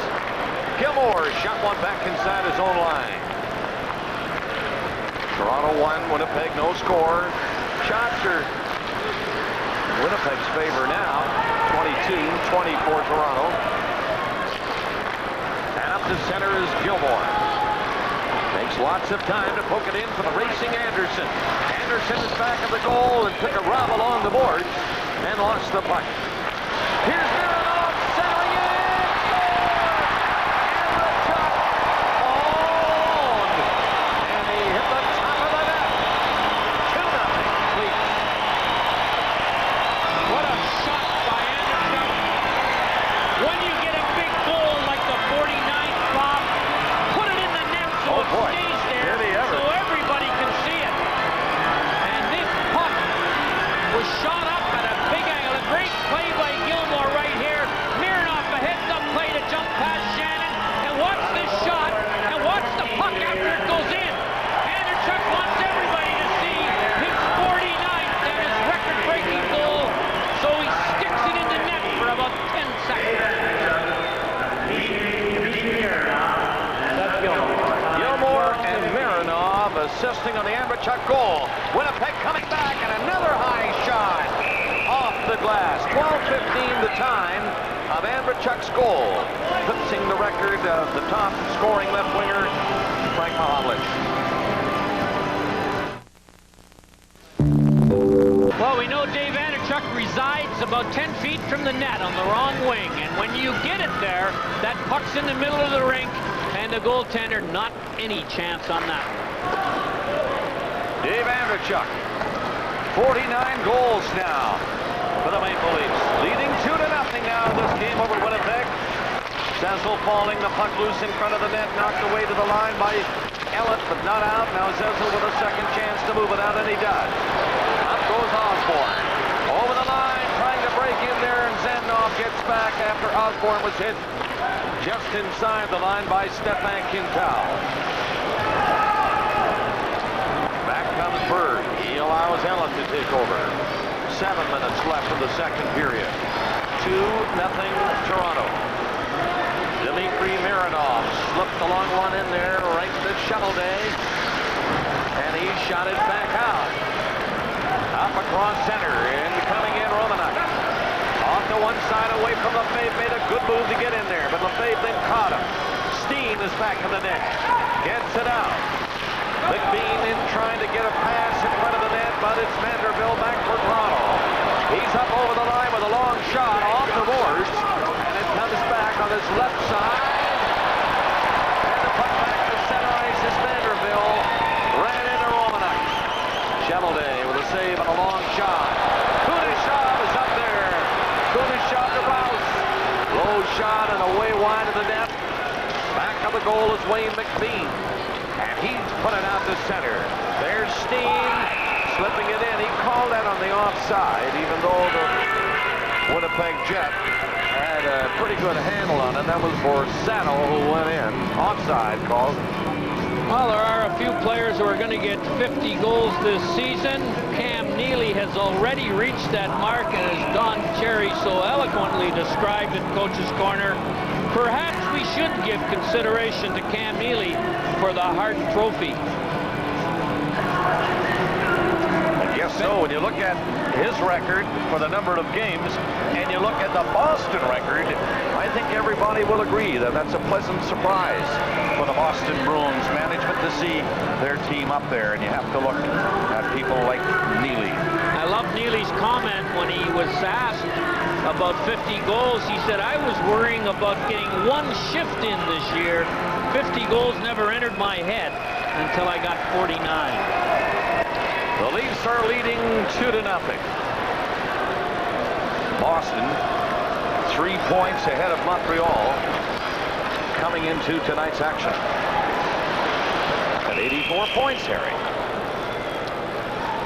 Well, 5:40 remaining in the second period. The Leafs are up 2. Kenny Baumgartner working as Joe Bowen's color man on the fan radio. I'm going to give him a shot for eating on the job. And that's Joe Bowen's young boy. There's the bomber giving us a wave with his bat arm. And doing the color on the radio for the Jets tonight, Randy Gillen, as Mr. Whitman is busy at the Brier. And of course, he'll be busy tomorrow with Don Gilgood, Colleen Jones, and the Brier final from Red Deer, Alberta, 2 o'clock Eastern time tomorrow. Who's going to win that? You're a curling aficionado. Your second most favorite sport, I believe. You're better off calling this one tomorrow. BC and Ontario, 2 of the best, no doubt. How about that? Howard and Polk. And the big question is, will Dmitry Mironov talk to Wendell Clark tonight after this is the second time Boris has been felled by Clark? Before it was his left arm on a cross-check. This time, it's anyone's guess what happened. Clark gets a penalty anyway. Clark's got the puck coming out of the zone. Mironov stands in. And here it's coming right here.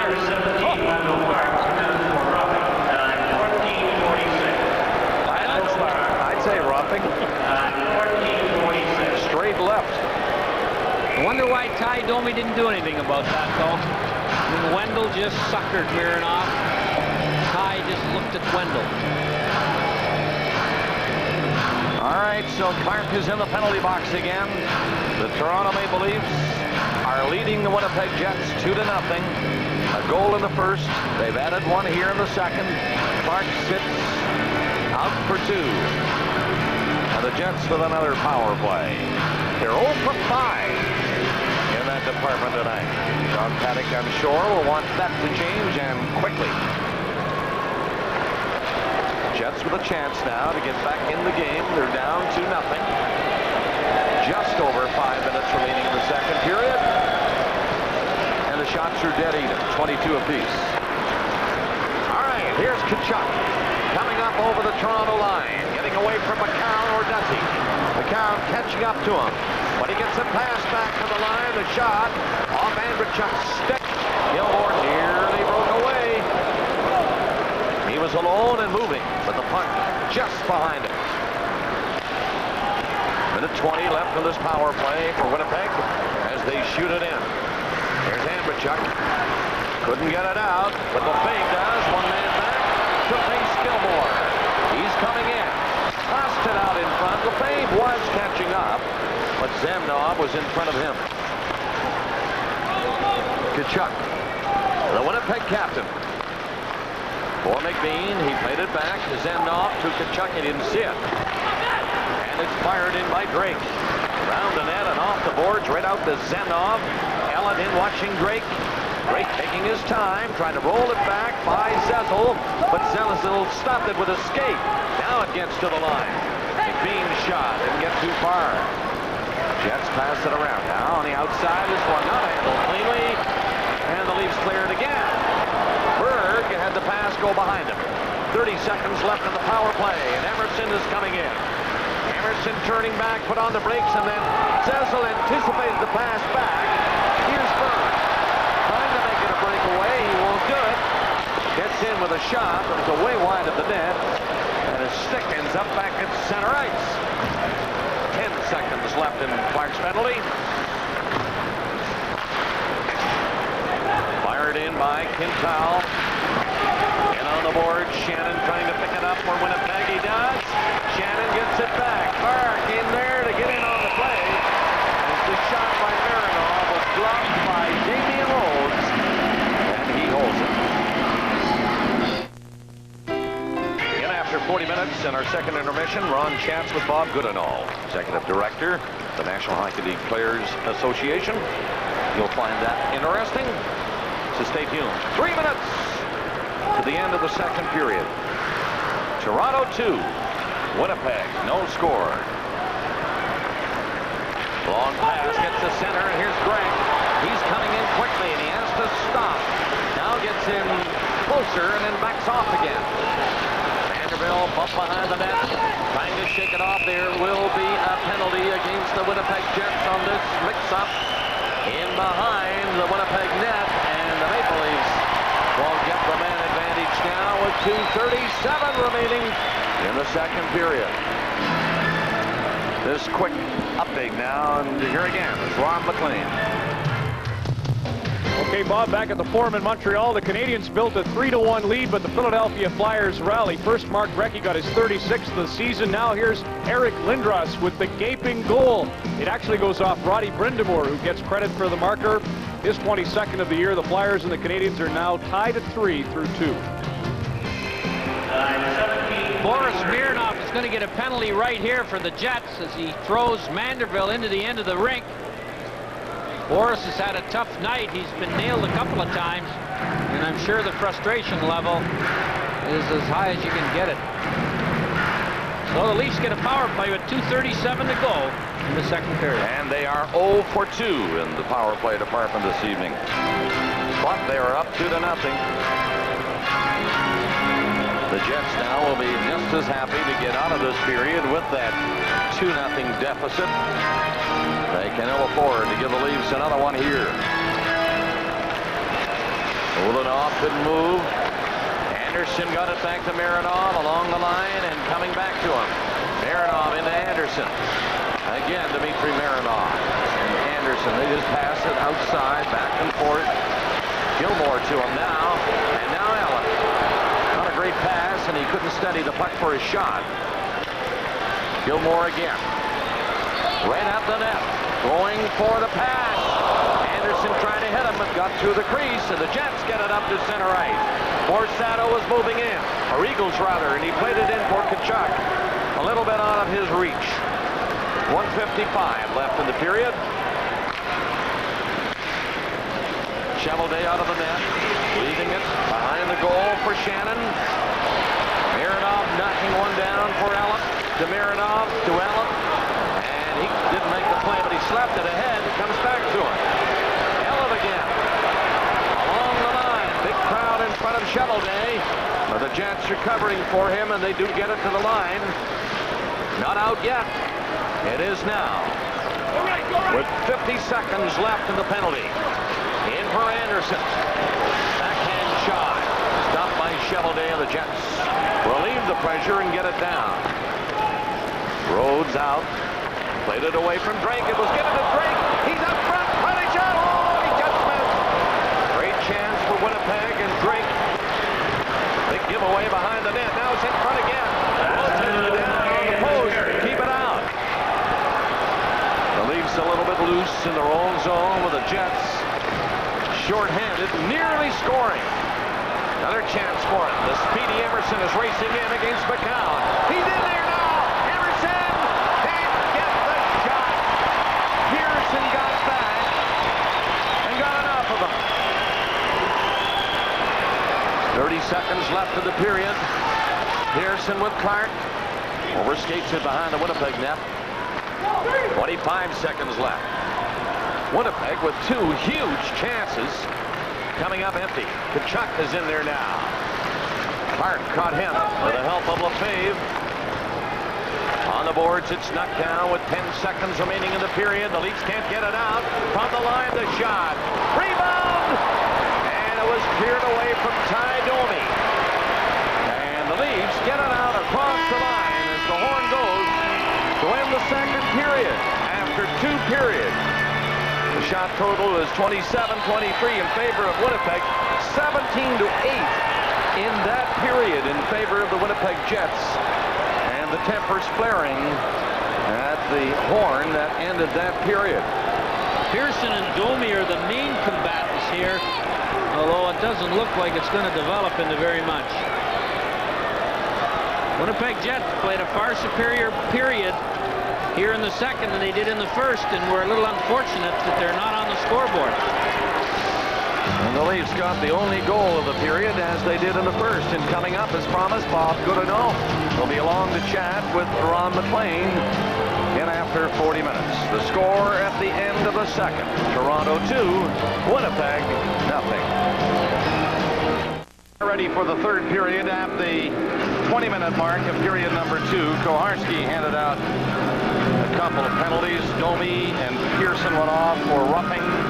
They're in the box now as we start period number 3. Toronto 2, Winnipeg no score. So then they're 4 aside. One of the goaltenders to start this period. Gilmore away from Tkachuk. Got it out to Andrechuk. Down the wing, Rouse. And he ran into Boris Mironov of the Winnipeg Jets. Jets give it away at center ice. LeFave back. Now to Rouse. And LeFave again. Finally Gilmore. And Gilmore's pass goes to center harmlessly. Tkachuk will move up over the lead line. Tkachuk didn't see Zemnov come up behind him. Zemnov is now in on the boards and got the puck loose. Hooked away near the blue line though and shot back in deep. LeFave taking over for Toronto. Now he comes. From center ice, testing Cheveldae. Zezel and Andrechuk are the goal scorers in this game. Zezel in the first, Andrechuk in the second. And number 49 of the season for Andrechuk. Mironov in for Toronto.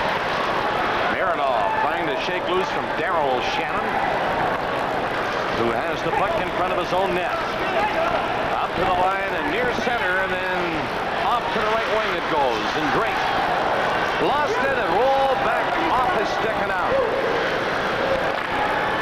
Quintal through center again. Emerson faked the pass. He's onto it. And then it was too late to do anything. Mironov just pinned him. Slow start to this third period. Nearing the 2-minute mark with Elliott shot rising high over the net. A lot on it, but off the mark. The penalties have been served. Domi and Pearson are out of the box. Steen is coming in.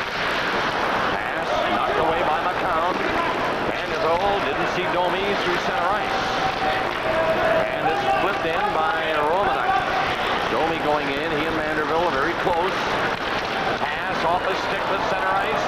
Kudashev coming in with some pretty good speed. The shot missing the net. And the Winnipeg Jets just dump it to center ice. Romanek dropped it. Rhodes made a nice stop on that. Here's Steen. That doesn't reach the netminder. It hit the count. Steen again. Loose puck through the crease. Domi after it in the corner. Left it there and Kudashev put a high one near the blue line. It's still in. Vanderbilt banged it off the boards. Can't get it by Kennedy. Kennedy bumping with McCown. And Gregg for Toronto. Right in front of his own net. Now poked it away from McCown. It got down to the Winnipeg zone. King turns and brings it back. Just over 3 minutes into the third period. 2-0 Toronto. And both teams very patient at this stage. The Leafs trying to protect that 2-goal lead. Winnipeg trying to attack, but at the same time, they do not want a third scored, so they have to play it close and hope for a break. After the puck in there, Borsano trying to get loose. Checked by Eastwood. On the boards, McCown falling. The puck loose for King. He didn't move it quickly enough, and Eastwood was there. Hooked into the line, but it stopped. Quick shot, booted away by Damian Rhodes. Clark on the move with Pearson. Rolled it in over the Winnipeg blue line, and King takes it near center. Winding up. Just shot it in. They want to make changes. Berehowski doesn't get it out cleanly. Now it's flipped back in by Alexei Zemnov. Berehowski. He just waits for everybody to line up. He sees Gilmore coming, so that was good enough for him. And Gilmore made the pass and hopped over his stick and got out. Gilmore is on the move again. Coming through center ice, shooting it into the Winnipeg zone. 4.5 minutes into the third. Andrechuk pass to Gilmore. Anderson on that line. And the Jets send 4 away after the puck. Up to center is Darren Shannon. Shooting it in and out quickly is Rhodes. Rouse to Andrechuk. Down to Anderson. Takes it in over the line, and Andrechuk gets set. Gilmore. Zamnoff turns. 5 minutes gone in the third. No damage done for anybody yet. Still 2-0 Toronto. There's a pass right in front and Rhodes. Watch that one go off his arm. And over the crossbar. Height of our center, they score! Finally, Zamnoff left open to the left of Damian Rhodes.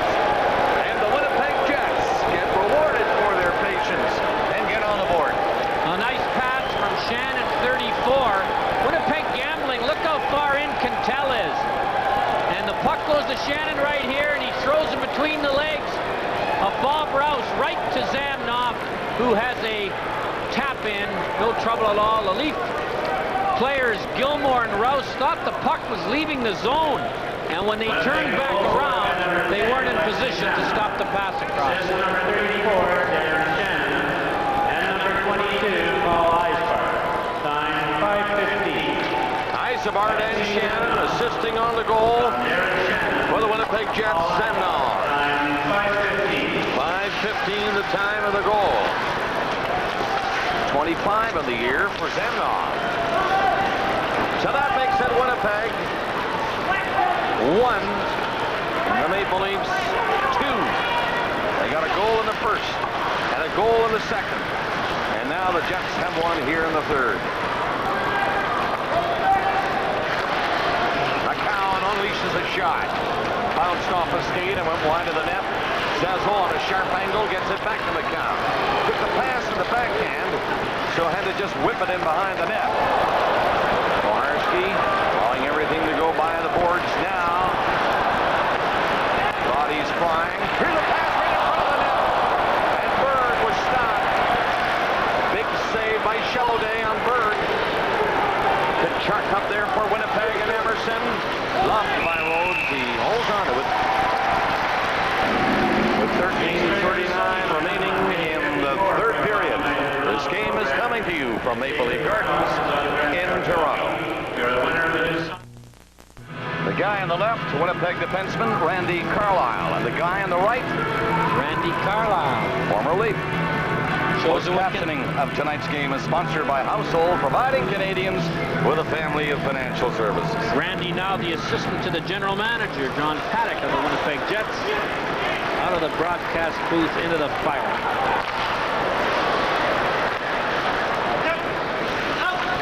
Toronto 2, Winnipeg 1.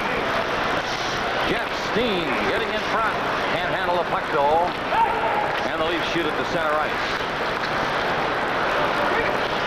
Berehowski stick handled away from a check of the line. And Hart is in there. Hart trying to get to the net. Slides it through the crease.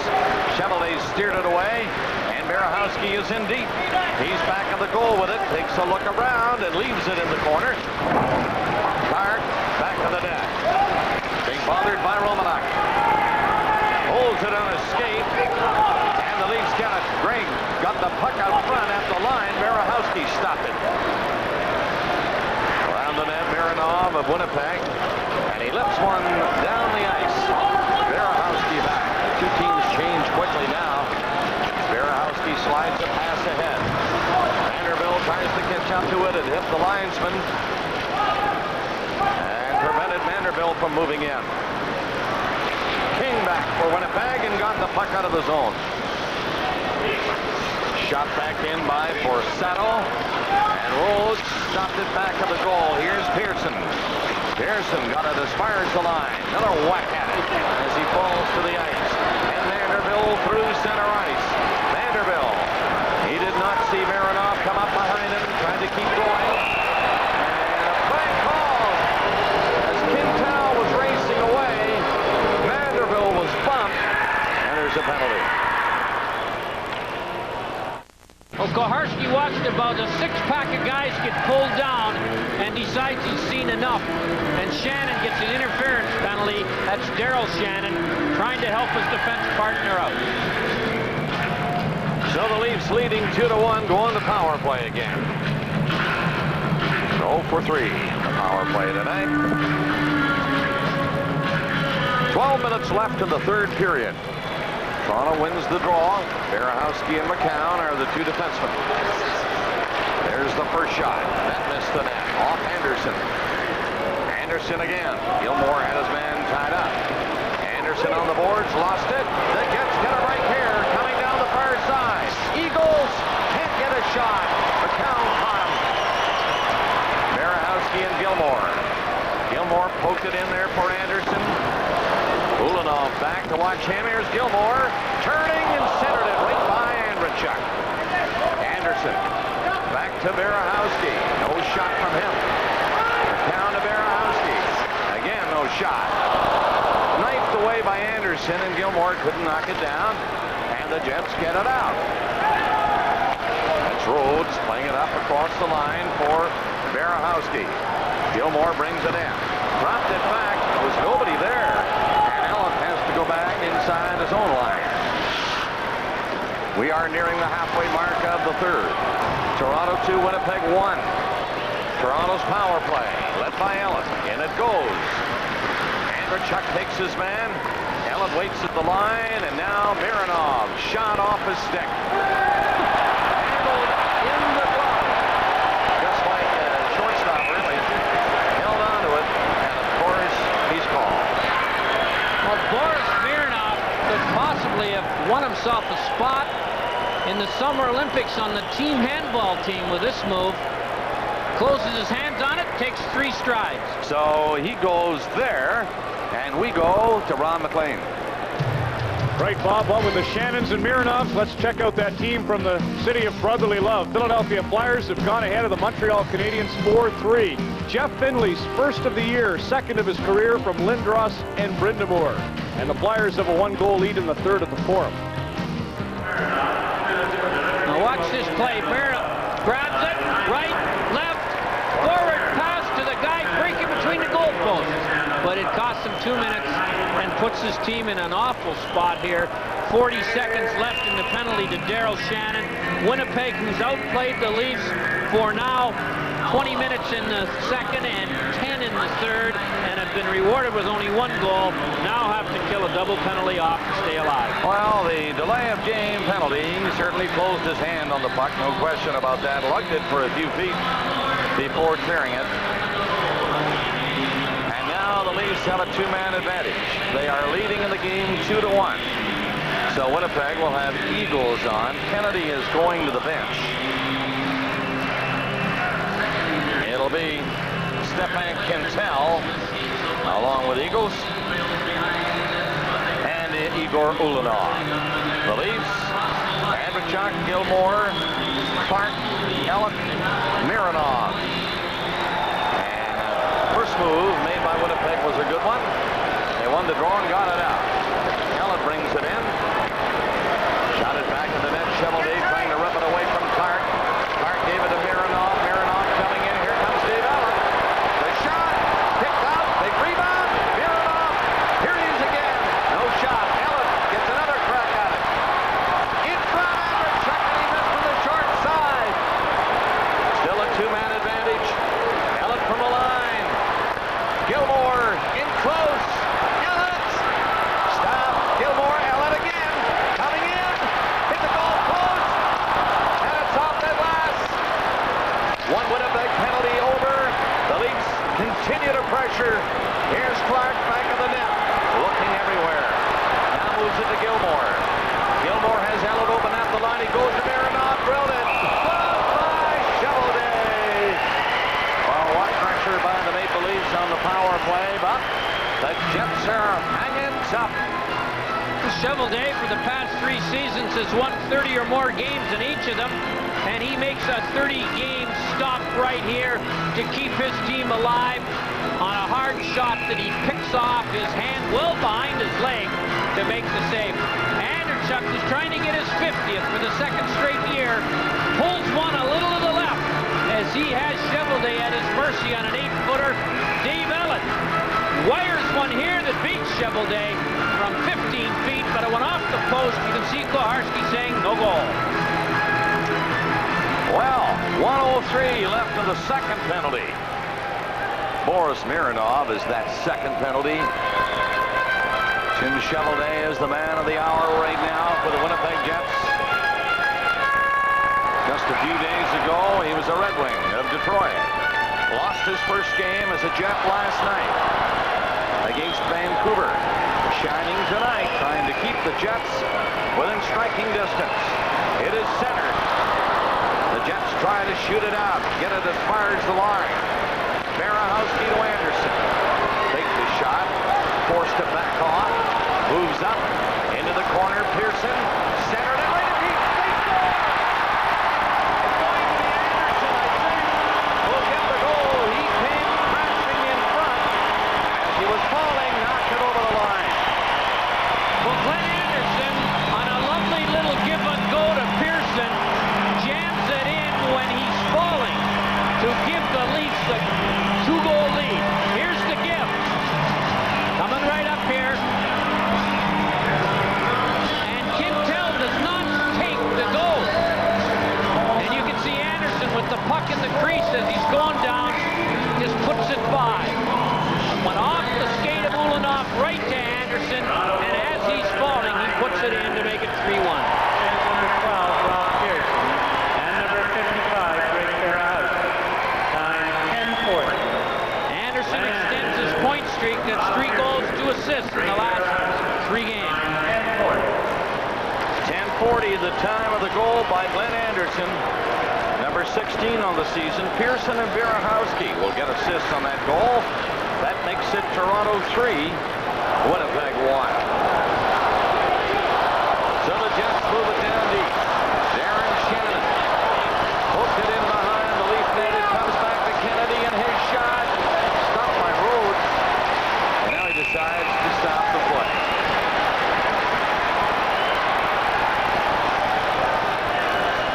Rhodes steady tonight for the Maple Leafs. 8:47 left. In Canada, people respect the winner. Coming up following the game tonight on Saturday Report with Paul Hunter, a wrap-up report on a celebration of Northern culture and sport, the Arctic Winter Games. Toronto leads Winnipeg 3-1 with 8:47 remaining in the third period. Winnipeg trying to fight back from the blue line. A shot deflected. It was just wide. Leafs get it out to center ice. Boris Mironov now. Flipping it back in off Lefebvre. Right to Rhodes. Here comes Zemnov. He fanned on it. Knocked down and knocked away by Damian Rhodes. Back to the net. Lefebvre is his man's hand. Yzerbar trying to wrap around. Yzerbar with another chance. Forced off to the boards. And Lefebvre of the Maple Leafs ran into Zemnov and sent him flying. Rouse shot one on the boards in the corner, and that gets out. Fired back in by Ulanoff. Shannon on the boards for Winnipeg, and he can't find it. Berg is stopped near center ice. The Leafs are changing with 7:50 left in the third period. And the Leafs have their 2-goal lead back. Anderson has scored, and Gilmore is in. Falling, Anderson moved up. His stick was lifted by Romanek. Here's Domi. Played it all the way back, deep in his own zone. Allowing the defenseman Kim Towle to carry it to center, and he shoots it in. Berehowski hustled back quickly, and then put it up to center ice. Kim Towle in there again. Berehowski missed it, but Damian Rhodes did not, and he held it. The Winnipeg Jets have shown a lot of energy tonight, I think. They are a victim of some poor NHL scheduling. They played last night in Winnipeg. I know they started the game a little early, but it was 3 a.m. before they got to the hotel here. We all know it's a 2-hour flight from Winnipeg. You have to land in Hamilton because you're coming in after midnight. You can't land in Toronto. You lose an hour on the way. And I think the NHL should take a little more caution in scheduling night back-to-back games 1,000 miles away, losing a time zone. Well, you're looking at the schedule, Harry. We have 3 games for viewers next Saturday. Quebec at Montreal at 8 o'clock Eastern. Ontario and East, we'll see that. Detroit at Winnipeg at 8 Eastern. Manitoba and West with that game. And on Sunday, Calgary here in Toronto at 1:30, the full country. We'll see that one. 7 minutes and 10 seconds left in the third period. Toronto 3, Winnipeg 1. Nelson Emerson passes to center ice. It is shot by Drake deep in the lead zone, and look out, that was flipped by the goaltender over the glass into the crowd. And Koharski has no choice unless it hits somebody on the way out, but it'll be a penalty, I think. 6 minutes and 59 seconds remaining in the third, and this is a delay of game. Penalty against Damian Rhodes. And the Maple Leafs, he shot it cleanly over the glass. Emerson, quick pass, it's tipped in front, and Rhodes hangs on to it again. The young captain for the Winnipeg Jets, Keith Tkachuk, boy, he's nearly impossible to move from in front of the net. He gets turned around in that low center of gravity as he bends his legs, and it's hard to move him out of the way. And it's just a question of time before he's going to get a stick on a point shot or turn and snap a rebound in. Watch him on the rest of this power play and how tough a job the Leaf defensemen have with him. Power play Winnipeg. Lefebvre takes that knee pass on the Winnipeg player, Drake. Didn't see the Leaf defenseman there. He just tried to push it in front of the net. Now the Jets, with 1:38 left on their power play, come to center ice, Sandoff. He shoots it in. Rhodes takes a quick look. He sees two Leafs coming back. So the play continues as far as the line. Emerson stopped it to Drake. Drake back to Emerson along the boards. Drake again. Now the pass and the shot. That's off a stick in front of Rhodes. Emerson again keeps it in. Drake didn't see that come over quickly. He was alone in front of the net. Samnov and Drake. Emerson back into Samnov. On the outside, a fair margin for the shot. Booted on, the rebound is there. And Rhodes, he doesn't know where it is. He now decides he'd better not move a muscle. The puck is beneath him. That's what you call a snow angel save. He's lying on his back. He knows the puck is either under him or almost under him. And he looks up to the heavens and hopes for the whistle. Here it is here. There's Tkachuk. He's impossible to get out of there unless you do this to him. Now there's the puck between his legs into the snow angel. Anderchuk scoops it under him. And he gets the right answer from the heavens.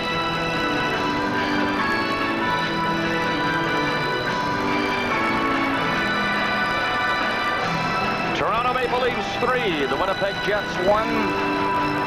5:51 remaining in the third and 52 seconds remaining in the Leaf penalty. Against the goaltender, being served by Mark Osborne.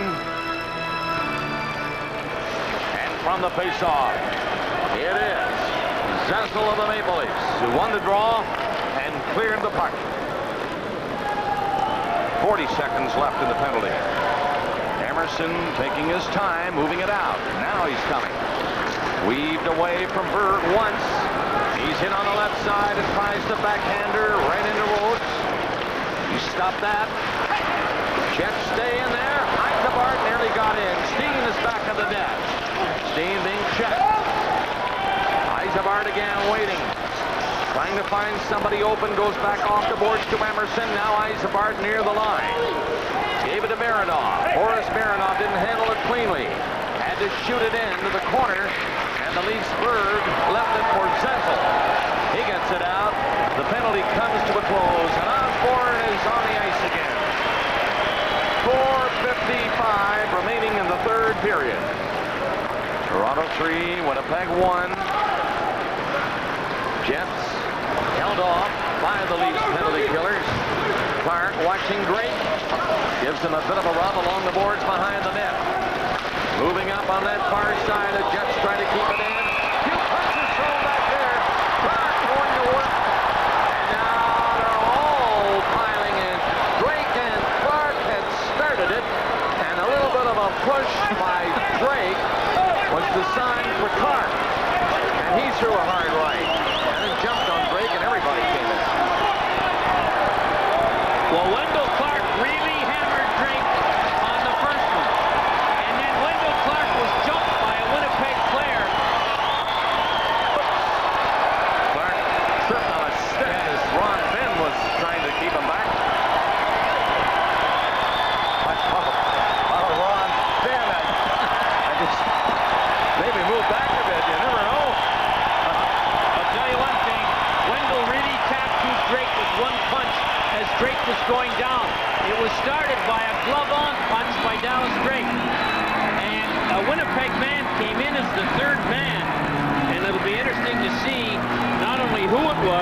did Koharski make that call?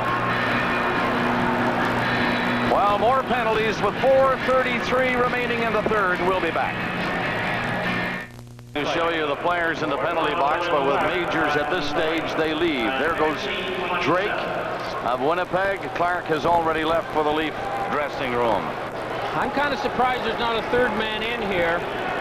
Here's how it starts between Drake and Clark. Drake will give him a glove-on punch in the face.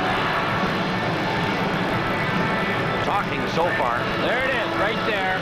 And then Wendell, and then away they go. Then a Winnipeg player came in, I don't know who it was. The two main bouters are gone for 5 minutes. There's only 4:33 left. In the third period, the Leafs are ahead 3-1. John Paddock's team has played a pretty good game tonight. They just cannot beat Rhodes.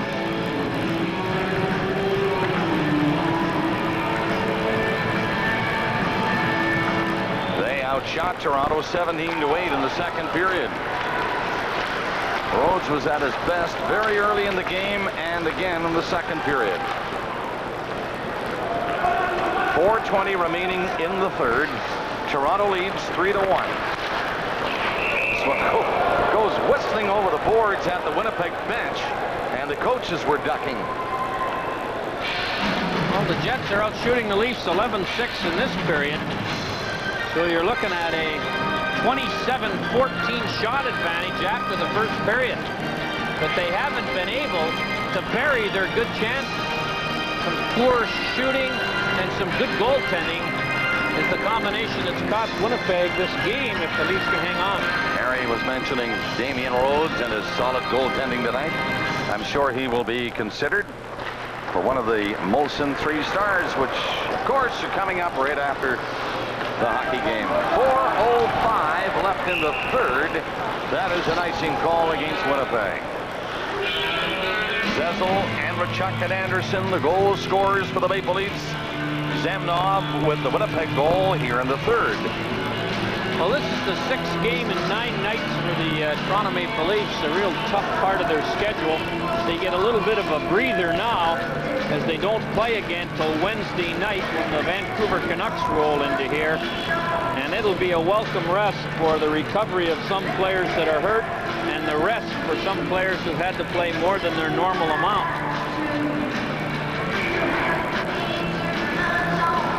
Just over 4 minutes left in regulation time.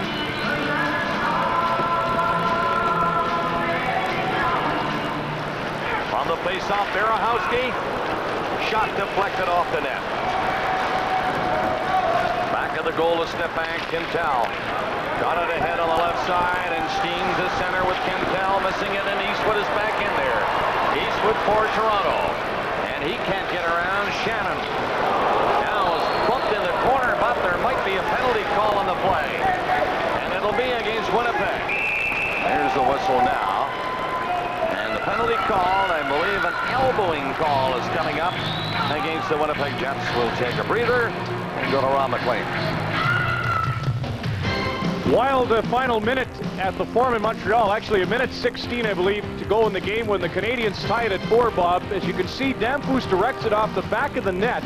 Leclerc's stick was around the crossbar in the puck. It then goes off Tippett and then again off Leclerc's stick. When it was low and in legal position, they looked at the replay, decided it's a goal. We'll need another look at that, I'm sure. But 4-4, and with about 30 seconds remaining, the Flyers and Canadians are all even at the Forum. Quintal gets the elbowing penalty. 16-23. That's a tough penalty to assess, I think, at this point. Looked like a pretty good check to me.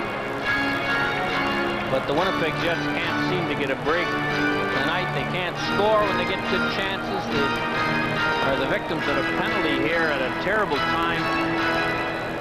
3:37 to go. And the Leafs 1 for 5 on the power play tonight. Here they are again. With time running out for the Winnipeg Jets.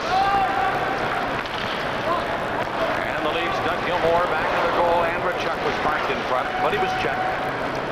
Kachuk gets it out to center ice. 3:15 remaining in the third period. Winnipeg shorthanded. Chevelday lifting one up on the boards. Andrechuk couldn't move it down. And it's cleared out of the zone by Shannon. Dmitry Mironov slipped the pass back.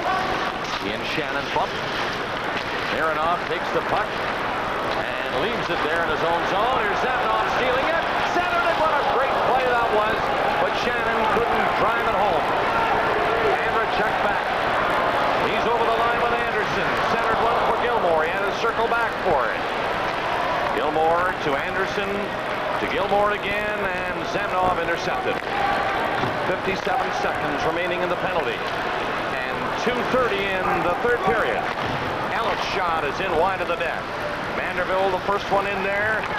It is back of the goal. Pearson to the line. Pearson again, he missed the Ellis pass. And Ulanov clears the zone. Rhodes fired another one high this time and hit the boards and stayed in the playing area. Allen takes one off his pads and goes around the net with 2 minutes left. Dave Allen up to center ice. Winds up for the shot. Right in front it comes. Vanderbilt's shot is blocked.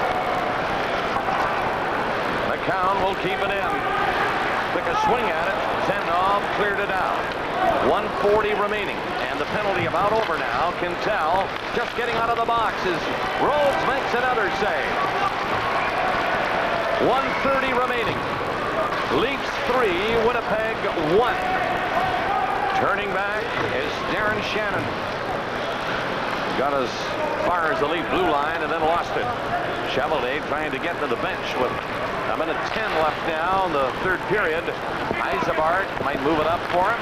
He gave it away to Bird. Chevelday backs up again. There's Tim Chevelday knocking it down behind his own net for McBean. 1 minute left. Last minute of the play is carried. LeFave back inside his own line, and now Osborne up to Berg. Berg's pass to Zessel. Zessel turning back. Centered it. Berg knocked it down at the side of the net. Chevelday had to cover. With 44 seconds remaining in the third period, and the Leafs have a 2-goal lead. I can't remember a game that the Leaf defense corps were beaten as often wide on the one-on-one, or gave it away as often, or were beaten on defensive zone coverage and got away with it. Damian Rhodes has saved his defense corps. They usually make fewer mistakes than most groups of defensemen in this league. They've had a tough night tonight, but Rhodes has been the difference. Winnipeg Jets would love to get Chevelday out of there, but they can't get the puck into the Leaf zone to do it. Timeout now called by Winnipeg, and they'll attempt to come up with some kind of strategy here to get the goalie out and take a long shot run at the Leafs. Well, they've had lots of scoring opportunities. Tim Chevelday was beaten in the first period by Zessel, and in the second by Andrechuk. Zemnov scoring here in the third got the Jets back in the game until Anderson scored on a power play for Toronto at 10:40. They've had 40 shots at Damian Rhodes tonight. And the shots in this third are by Winnipeg 13 and by Toronto 8. Philadelphia, Montreal getting ready for overtime at the Forum. And we'll go there. We get an opportunity. We have 40 seconds remaining in this one. So stand by. There goes Chevelday to the bench. Kachuk is in there. He got a weak shot away and Rhodes picked it out. 33 seconds remaining. The Jets trying to get one. And then maybe, who knows, another. It's centered through the crease. And the Leafs are slow at clearing it. Now they get it to center ice. 20 seconds left. Fired back in. Dmitry Mironov can't move it by Zemnov. His shot. Loose puck. Greg played it out. Vanderbilt has the empty net on the backhand. And he can't hit it. 5 seconds remaining. Mironov's shot. That is blocked. It's cleared to the line. And the horn goes to end the hockey game. And the Leafs defeat the Winnipeg Jets 3-1. A goal in each period, allowing Zemnov, the only Winnipeg score, in the third, and Damian Rhodes gets a win with 42 shots to handle, 41 saves he made. 31 shots by Toronto. We're now going to the Forum in Montreal, where overtime is coming up. And we now like to welcome viewers of the Toronto-Winnipeg game. Maple Leafs winning 3-1 at the Gardens. Here we're just into overtime. Philadelphia and Montreal are tied at 4 after a somewhat controversial tying goal by the Canadiens and what has been a wild night at the Forum. Canadiens had a 3-1 lead. Flyers went ahead 4-3 before the late dramatics by the Canadiens, with the goaltender Ron Tucknut out for the extra attacker. So here we go into sudden death. Eric Lindros with 3 assists on the ice.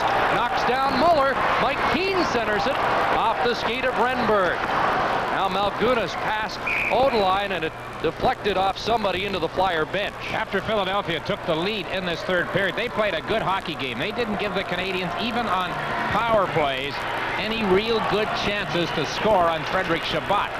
But they scored on a strange goal that went onto the Philadelphia net off the back of Dave Tippett of the Flyers. See what's happened in the season series between these teams. The Flyers scored 21 goals in the Canadiens those first 3 games, and they have 4 more here tonight. Interest is 9 points his last 2 games. Here's Joseph Baranek passing cross ice. Foose intercepted and handed it to Bellows. Brian Bellows, watched by Zettler, put it in front, and Don Foose just failed to get it. Desjardins whipped the shot wide. Kept in by Brian Fogarty. There's Don Foose, who has number 30 tonight. John LeClaire in the corner centers it past Bellows and Don Foose, and the Flyers will work it out. Brent Fedek flipping it into the Canadian zone. Ron Tucknut in goal tonight. Bellows off the stick of Brecky to center.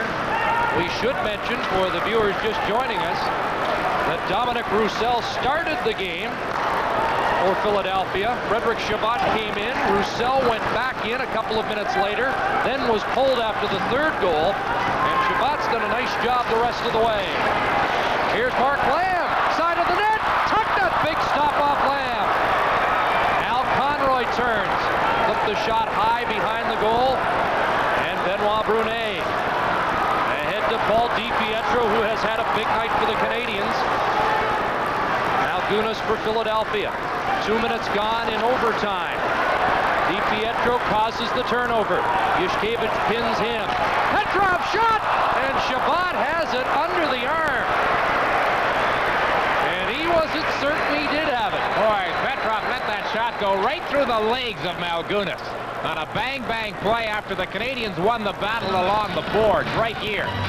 Flyer player pinned it, flipped out by Brunet, and Petrov just one-timed it. Chabot, right place, right time, had the angle covered perfectly. 2:51 left in overtime. Well, Frederic Chabot will remember his return to the Montreal Forum. He played 1 game for Montreal this year. We'll repeat for the benefit of those who just joined us. A neutral site game in Hamilton back in November. Gave up 5 goals to the Islanders. Got no support at all from his team that night. He's trying to pay them back here tonight, I guess, with a pretty good effort against them for the Flyers. Lindros back out against Muller. Lindros won the draw. His face-off ability led to the 2 goals in the 2nd period for Philadelphia. Now Renberg. Racine clears it in on Tucknut. Eric Desjardins out to Mike Keane. Renberg broke up that pass at center ice, and Lindros fires it back in. 2 minutes, 22 seconds left in the overtime period. Here's a turnover. Dion in front. Muller redirected it, and Chabot with the save. With the win, the Canadiens would move to within a point of Boston in the Northeast. The Flyers trying to move to within a point of Washington in the overall conference race. Bellows behind the goal, and Racine after it against Dion, kept in by Schneider, and his pass broken up by Brindamore. Here's Mark Recchi. He's had a big night. To Brindamore. Brindamore across the the goal crease, and Fedek on the other side. Tried to center for Brindamore. Fedek stays with it. Bellows on him. Recchi behind the net. Gets the puck, centers it. Off a skate to the line, kept in by Baranek. Baranek has a goal tonight. Fedek after it. Now Baranek. Minute 20 to go. Mark Recchi. Back pass behind the goal. Baranek is there, leaves it for Fedek. Bellows watching him. Recchi's in front. Brent Fedek seems to play his best hockey against the Canadians. Now Recchi backhands in front. Baranek couldn't reach it. Under a minute to go. Dom Boost to John LeClaire. Here's LeClaire working in, and Malkunis does a nice job defensively. LeClaire stays with it. He's strong and tough to move off the puck. Here's Chabot reaching for it. Can't cover it. Mike Keane circles. Dom Boost. He goes down. Keane up with it again. One of the Flyers has lost a stick. It's Fedek. He grabs onto Desjardins, and Recchi sprawls to send it down the ice. Time running out in overtime. Settler up to Andre Faust. Dom Boost on him. Vincent Dom Boost tries to center it. Fogarty the shot side, short side, and covered by Chabot. Now Zettler, dying seconds, and this thriller will end in a 4-4 tie.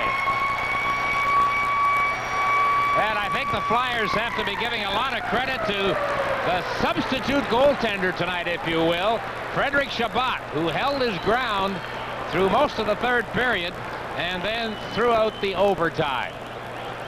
They were down 3-1. Ron Tugnut, his first start as a Montreal Canadian here at the Montreal Forum. So you had a battle of the backup goaltenders here tonight, and it turned into quite a battle by the time it was all over.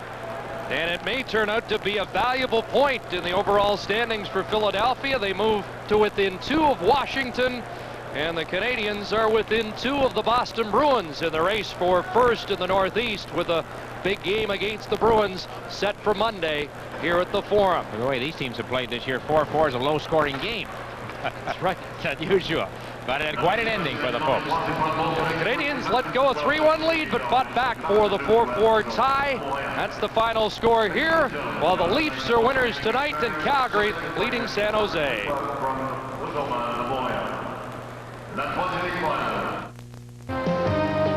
Toronto Maple Leafs are first 2 points ahead of Detroit on the strength of a 3-1 victory at Maple Leaf Gardens. The other game ending in a tie. We'll tell the full story in just a moment. The Molson 3 stars at the Gardens.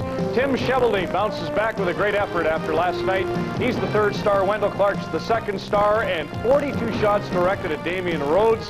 His 2nd straight start is his 2nd straight win. Toronto 3, Winnipeg 1. More on Molson Hockey Night in Canada on CBC in a moment. At home, they make it 8 straight undefeated. Philadelphia and the Canadians 4-4, and the Leafs are first over Detroit by a pair on the strength of a victory by a pair. See, Eric, how good you play in Quebec. You should have gone there. No, I don't think so. I suspect you're kidding. Eric Lindros was a star for the Flyers, and you touted him heavily in Coach's Corner tonight. He's standing by at the Forum of Montreal. Like a trooper. Scott? Well, Ron, number 88, Eric Lindros played a big role in the Flyers' 4-4 overtime tie with the Montreal Canadiens tonight. 3 assists for Eric Lindros. He has 9 points in his last 2 games, and I asked Eric before the game what his favorite memory of the playoffs on Hockey Night in Canada on CBC was, and that was watching Don Cherry, and Eric told me he'd like to be in the playoffs a lot more this year than watching them on the sidelines. A big tie for you, a big point, a feeling that you're on a roll now and can get to the playoffs. Well, it is a big point, but I wish we could have come away there with one more. But yeah, it is a big point with Quebec beating Washington and us getting a little bit of a jump here and battling back. I think it was a good game for us, and we'll keep going from here. Somebody was saying that Terry Simpson was talking about the fact that you guys should be thinking about catching Washington instead about worrying the teams who are behind you. We can't be looking at things behind us. Florida's playing good hockey. You know, they went 2 for 3 on that Western swing, and they're playing great all year. So you know, we can't be looking at what they're doing. We got to be concentrating on what Washington's doing. They're ahead of us, and I believe we can catch them. 30 points in your last 15 games, 9 in your last 2. You're playing inspired hockey, as Don Cherry says. Are you feeling more comfortable than ever? What is it about the last recent period? Well, I think that you know, the puck's been going in the net. I've been shooting the puck a lot more. I get more shots, you know, directed at the goalie. You know, like tonight, just firing it, it goes off Roddy's butt, and you know, and then things like that are happening. And it's anytime that guys are going to the net and they're shooting the puck a lot too. It's you know, these things happen. But I guess the biggest thing is you know, our team's been playing a little bit better, and we're making some moves. All right, Eric, thanks for stopping by. Thanks very much. Number 88, Eric Lindros, one of Don Cherry's heroes as the Canadians and the Flyers tie at 4. Now back to Ron McLean in Toronto. All right, well, it's not like you invented the guy, so he had a good game. You know, I look at the Winnipeg. We got a little time here. Yeah, a little time. I look at Winnipeg, and that's what happens when you're with Winnipeg. You get all those shots, and your second-string goaltender comes in and stones you, and that's what's going on. But I think of Mike Smith, $1 million, and he's on a train somewhere from Hong Kong to London. The Orient Express. How can it be a train from Hong Kong to London? Well, I won't explain it to you now. We've already been through how the Soviet Union broke up. That's another story. Or John Paddock. Keep talking, John. Yes, Shovel Day, great to bounce back like that. And poor Winnipeg, 41 times now the opponents scored first. They've only won 4, so the key is for them to get a lead. Brett Hull left the game tonight at the arena, but he's okay. He's back on the ice. But let's show Delgarno's hit anyway, because Ron Caron and Mike Shanahan. It was interference, but it was well, no, it wasn't a good hit. It was interference.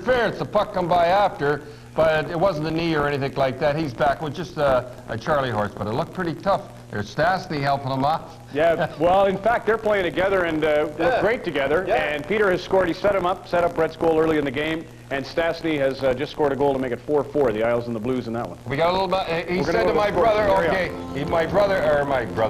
my son. He went to him and he says, "Listen, if I get 2 goals over here, will you mention me on Hockey Night in Canada, Coach's Corner?" I couldn't get him on Coach's Corner, but he's playing good, and he's going to be worth $1 million. Do you think he's going to get $1 million next year? Do you believe that? Everybody says that he'll bail out. Do you think? I don't think he'll bail out, but he won't get the $1 million. That's Caron playing it pretty smart.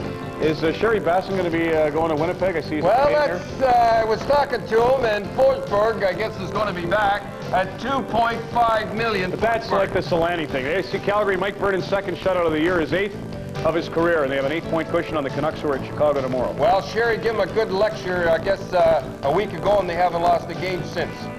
Jeff Sanderson scores a pair. The Hartford Whalers tie Dallas, and Mike Modano continues to roll. He's had those fuzzy spells ever since they dropped him off the stretcher. Remember I said a week ago, I don't know what Mike's doing to those goaltenders down there, jerking them around 4 times. He took them off, and look, it's 6 goals again tonight. Since Corey Hirsch got back from the Olympics, Healy and Richter seem to be a little off their game. Not that, it's jerking them in and out doing that stuff. Oh. And Wayne Gretzky needs 3 to tie Gordy. You can see Druce and Robitaille have scored. Back with more on Molson Hockey Night in Canada on CBC after this. Juice.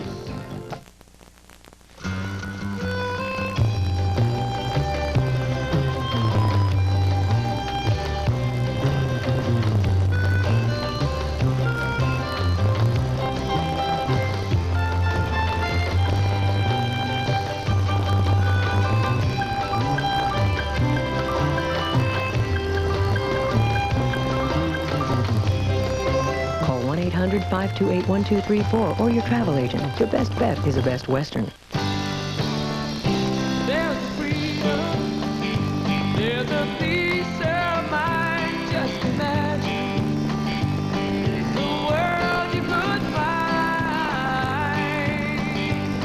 The freedom to find your dreams. Just imagine what a win could bring. Just imagine.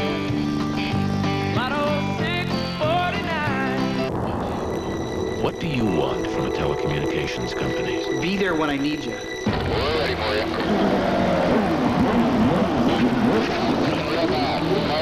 Real bad. Understand my concerns. Careful, we'll give you a buffer up front. Just keep me in the race. Introducing a new approach to business communications.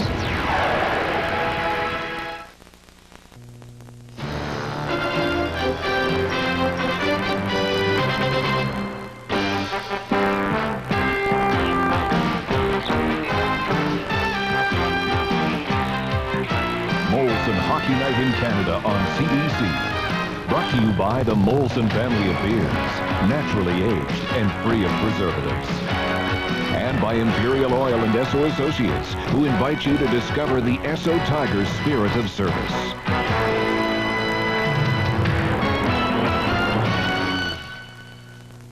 There again are the final scores this evening at the Forum in Maple Leaf Gardens. Tomorrow it's Rick Folk against Russ Howard. Love Russ Howard, love those Red Deerites, giving it to him too. And good luck to both in the Brier final. Then it's the men's GS from Whistler, BC on CBC. Next Saturday we have 2 games from Winnipeg and Montreal. And then we have a special Sunday matinee at 1:30 featuring Calgary at Toronto. That's the story for now. News next in the East. Thanks for all of us for watching and good night.